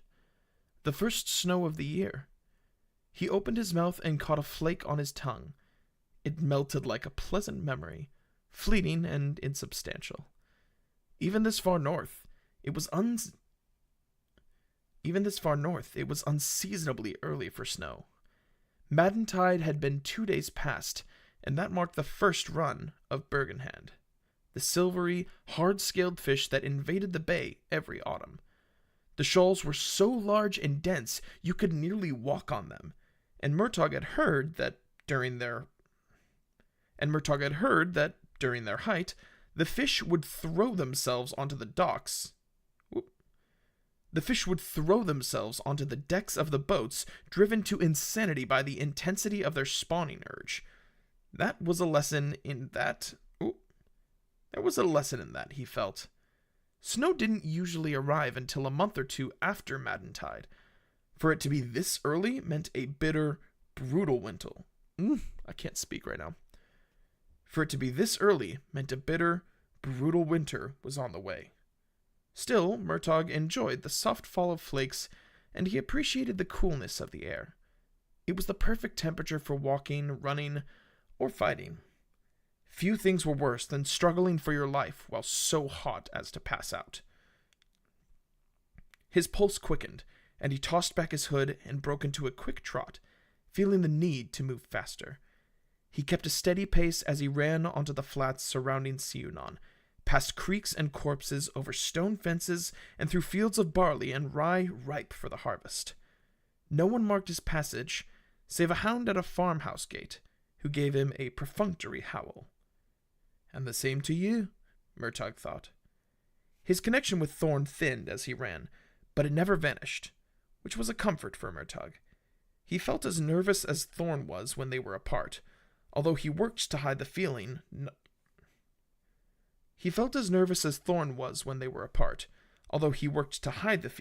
wanting to worsen the dragon's concern. Murtagh would have preferred to land closer to Siunan. If he needed help, every second would count. However, the risk of someone spotting Thorn was too great. Best to keep their distance and avoid a potential confrontation with local forces. Murtagh rolled his neck. Being on his feet, lungs full of clean, crisp air, pounding at a quick, sustainable beat, felt good after spending most of the day on Dragonback. His knees and hips ached slightly. He wasn't bow-legged like so many of the cavalrymen of Galbatorix's army, but if he continued to spend most of his time on Thorn, it could yet happen. But if he continued... What? Was that an inevitable part of being a dragon rider? A crooked smile lifted his lips. The thought of far-famed riders, especially the elven ones, walking around with legs as bent as those of a 20-year veteran lancer was amusing, but he doubted that had been the case. The riders likely had a way to counter the effect of being in the saddle, and, at any rate, once a dragon was large enough, it became impossible to sit on it like a horse. Shrukin, Galbatorix's mountainous black dragon, had been like that. Instead of a saddle, the king had installed a small pavilion on the hump of Shrukin's enormous shoulders. Murtagh shivered and stopped by a lightning-struck tree. A sudden chill washed up his arms and legs. He took a deep breath, and another. Galbatorix was dead. Shrukin was dead. They had no hold on him or anyone still living. "We are free," he whispered. From Thorn came a sense of comforting warmth, like a distant embrace. He pulled his hood back over his head and continued on. When Murtagh arrived at the coastal road south of Siunan, he paused behind a nearby hedgerow and poked his head over the top. To his relief, the road was empty. He pushed through the hedge and hurried north, toward the wide, slumped bulk of the city. The faint light that penetrated the clouds had nearly vanished, and he wanted to be in Siunan before dark full fell. Deep wagon tracks ridged the well-worn road, and pats of cow dung forced him to switch lanes every few steps. The snow was gathering on the ground in a soft, thin layer that reminded him of the decorative lace that ladies would wear to high events at court. He slowed as he approached Siunan's outer wall. The fortifications were stout and well built, if not so high as those of Tirm or Drasleona. The blocks of rude-surfaced blackstone were mortared without gaps, and the wall had properly angled batter at the bottom, which he noted with approval. Not that any of it mattered if you were facing a dragon or rider. A pair of watchmen leaned on their pikes on either side of Siunan's southern gate. Murtagh glanced at the battlements and machinations. How in the world do you say that word? Machicolations? Machicolations. Murtagh glanced at the battlements and machicolations above. No archers were posted on the wall walk. Sloppy. The watchman straightened as he neared, and Murtagh let his cloak fall open to show that he was unarmed. A clink sounded as the watchmen crossed their pikes. "Who goes?" asked the man on the left. He had a face like a winter rutabaga, with a fat nose cobwebbed with burst blood vessels and a yellow bruise under his right eye. Just a Maddentide traveler, said Murtagh in an easy tone. Come to purchase smoked Bergenhead for my master. The man on the right gave him a suspicious once-over. He looked as if he could have been the cousin of Fatnose. Says you? Where do you hail from, traveller? And what name might you use? Tornak, son of Tereth, and I hail from Illyria. Mention of the capital put some stiffness into the watchmen's backs. They glanced at each other, and then Fat Nose hacked spat on the ground. The gob melted a patch of snow. That's an awful long way on foot with no pack and no horse for a few bushels of fish. It would be, Murtagh agreed. But my horse broke her leg last night. Stepped in a badger hole. Poor thing. And you left her saddle? Said the right man. Murtagh shrugged. My master pays well, but he's not paying for me to lug a saddle and bags halfway across Alagasia, if you follow. The watchman smirked, and Fatnose said, Aye, we follow. Have your lodging secured? Coin for a bed? Coin enough? Fatnose nodded. Aye, we're not wanting strangers sleeping on our streets. We find you making use of 'em, and we'll see the backside of you. We'll find you making trouble, out you go. From midnight to the 4th watch, the gates are closed, and they'll not open for aught but Queen Nasawada herself. That seems reasonable, said Murtagh. Fatnose grunted, and the watchmen moved their pikes aside. Murtagh gave them a respectful nod and passed between them to enter the city. Murtagh scratched his chin as he moved deeper into Siunan. He had grown a beard at the beginning of the year to help conceal his identity. He thought it was working. So far no one had accosted him.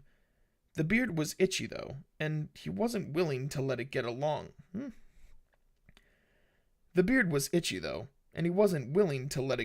enough that the hair became soft and pliable. Untidiness bothered him. Trimming the beard with his dagger had proved impractical, and he was reluctant to resort to magic, as shaping the beard with nothing more than a word and an imagined outcome was an uncertain prospect. Besides, he didn't trust a spell to remove the hairs, but not his skin, and there was a craftsman-like satisfaction in attending to the task by hand.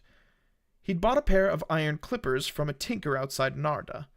They worked well enough as long as he kept them sharp, oiled, and free of rust. Even so, he found maintaining the beard almost as much trouble as shaving. Maybe he would remove it after leaving Siunan. The main street was a muddy strip twice the width of the southern road. The buildings were half-timbered, cruck-framed structures with lapstrake siding between the wooden beams.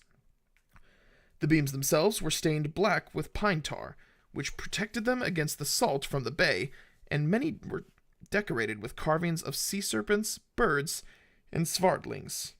Iron weather vanes sat idle atop every steep-sided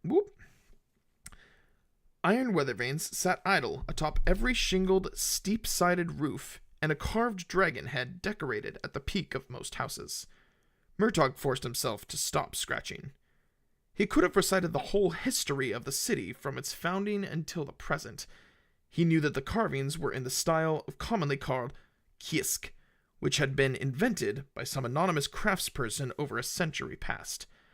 That the black stone in the outer walls came from a quarry not 24 miles northeast, and that the good folk of Siunan had a deathly fear of the elves' forest du Weldenbarden, and they went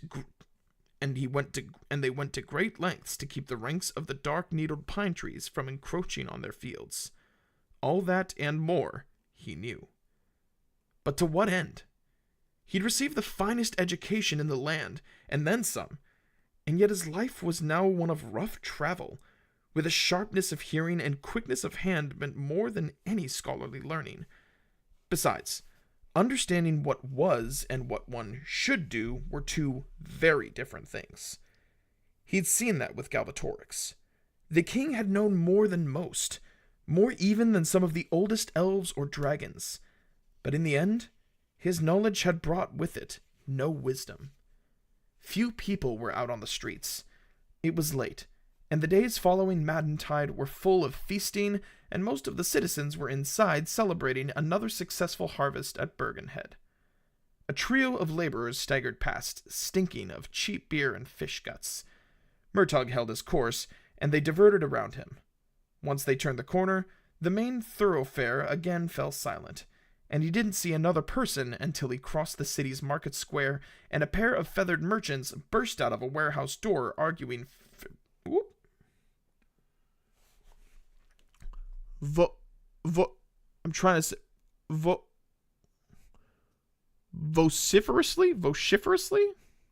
vociferously? That's a word. Vociferously. A short, bearded figure followed them into the square, and his voice bellowed loudest of all. A dwarf? Oh, no. We gotta change the tone of that. A dwarf. Murtagh ducked his head. Ever since the death of Galbatorix and the fall of the Empire over a year ago, dwarves had become increasingly common throughout human-settled lands. Most were traders selling stones and metal and weapons, but he'd also seen dwarves working as armed guards. Short as they were, their prowess in battle was not to be underestimated. Murtagh couldn't help but wonder how many of them were acting as eyes and ears for their king, Auric, who sat upon the marble throne in the city mountain of Trondheim. The backlit dwarfs seemed to look his way, and Murtagh reeled slightly. Another Maddentide drunk on his way home. The ruse worked, and the dwarf returned his attention to the squabbling merchants. Murtagh hurried on. The spread of the dwarves had made travel even more difficult for him and Thorn. Murtagh had nothing against the dwarves as a race or a culture. Indeed, he quite liked Auric, and their feats of architecture were astonishing. However, they held a deep and abiding hatred of him for killing King Hrothgar, Auric's predecessor, and uncle. And dwarves were known for their tenacity with which they held their grudges. Could he ever make amends to Auric, his clan, and the dwarves as a whole? Were it possible, Murtagh had yet to think of the means. Unfortunately, his situation with the dwarves wasn't unique. The elves maintained a similar animosity towards him and Thorn, on account of the role they had played in killing Oramus and Glader, the last surviving rider and dragon from before Galbatorix's rise to power. Murtagh could hardly blame them.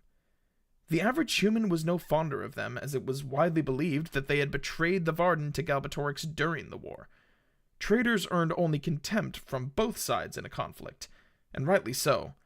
Murtagh himself had no sympathy for the snake-tongued oath-breakers like his father, but that didn't make it easy to be falsely branded as one. No safe harbor for us, thought Murtagh. A hard, humorless smile formed on his lips. So it had been his whole life. Why should it be any different now? The stench of fish, seaweed, and salt grew stronger as he moved along the wharves and past the rows of drying racks set beside the street. He glanced up. Midnight was still 3 or 4 hours away. Plenty of time to conclude his business and depart Siudon. After so long spent out of doors in the wild reaches of the land, the closeness of the building felt uncomfortably constraining. In that, he was becoming more and more like Thorn. Music and voices sounded ahead of him, and he saw the common house that was his destination, the Folsom Feast. The low, dark-beamed building had crystal windows set in its front-facing wall, a rare luxury in this part of the world, and petals of yellow light spread across the paving stones on the street, a welcome invitation to enter, rest, and make merry. Saros had picked the place as the location of their next meeting, and that alone made Murtagh wary. Still, the Folsom Feast seemed innocuous enough, just one more disheveled, hard-run establishment like so many others, aside from the crystal windows of the common house could have been in the seas. Aside from the crystal windows, the common house could have been any seaside town or village throughout the land. But then, Murtagh had learned long ago that appearances were rarely to be trusted. He seated himself against the noise to follow. He steeled himself against the noise to follow and pushed open the door. That is the end of chapter 1.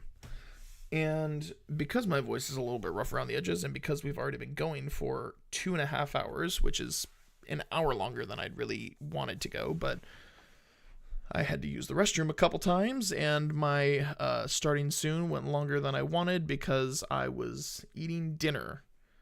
I'd hoped to get home a little bit earlier so I could have eaten before going live, but time was constrained, so. But that's all right. That is A-okay. So, we're going to go ahead and swap on over to here, and we are going to look to wrap it here for the night, guys. Add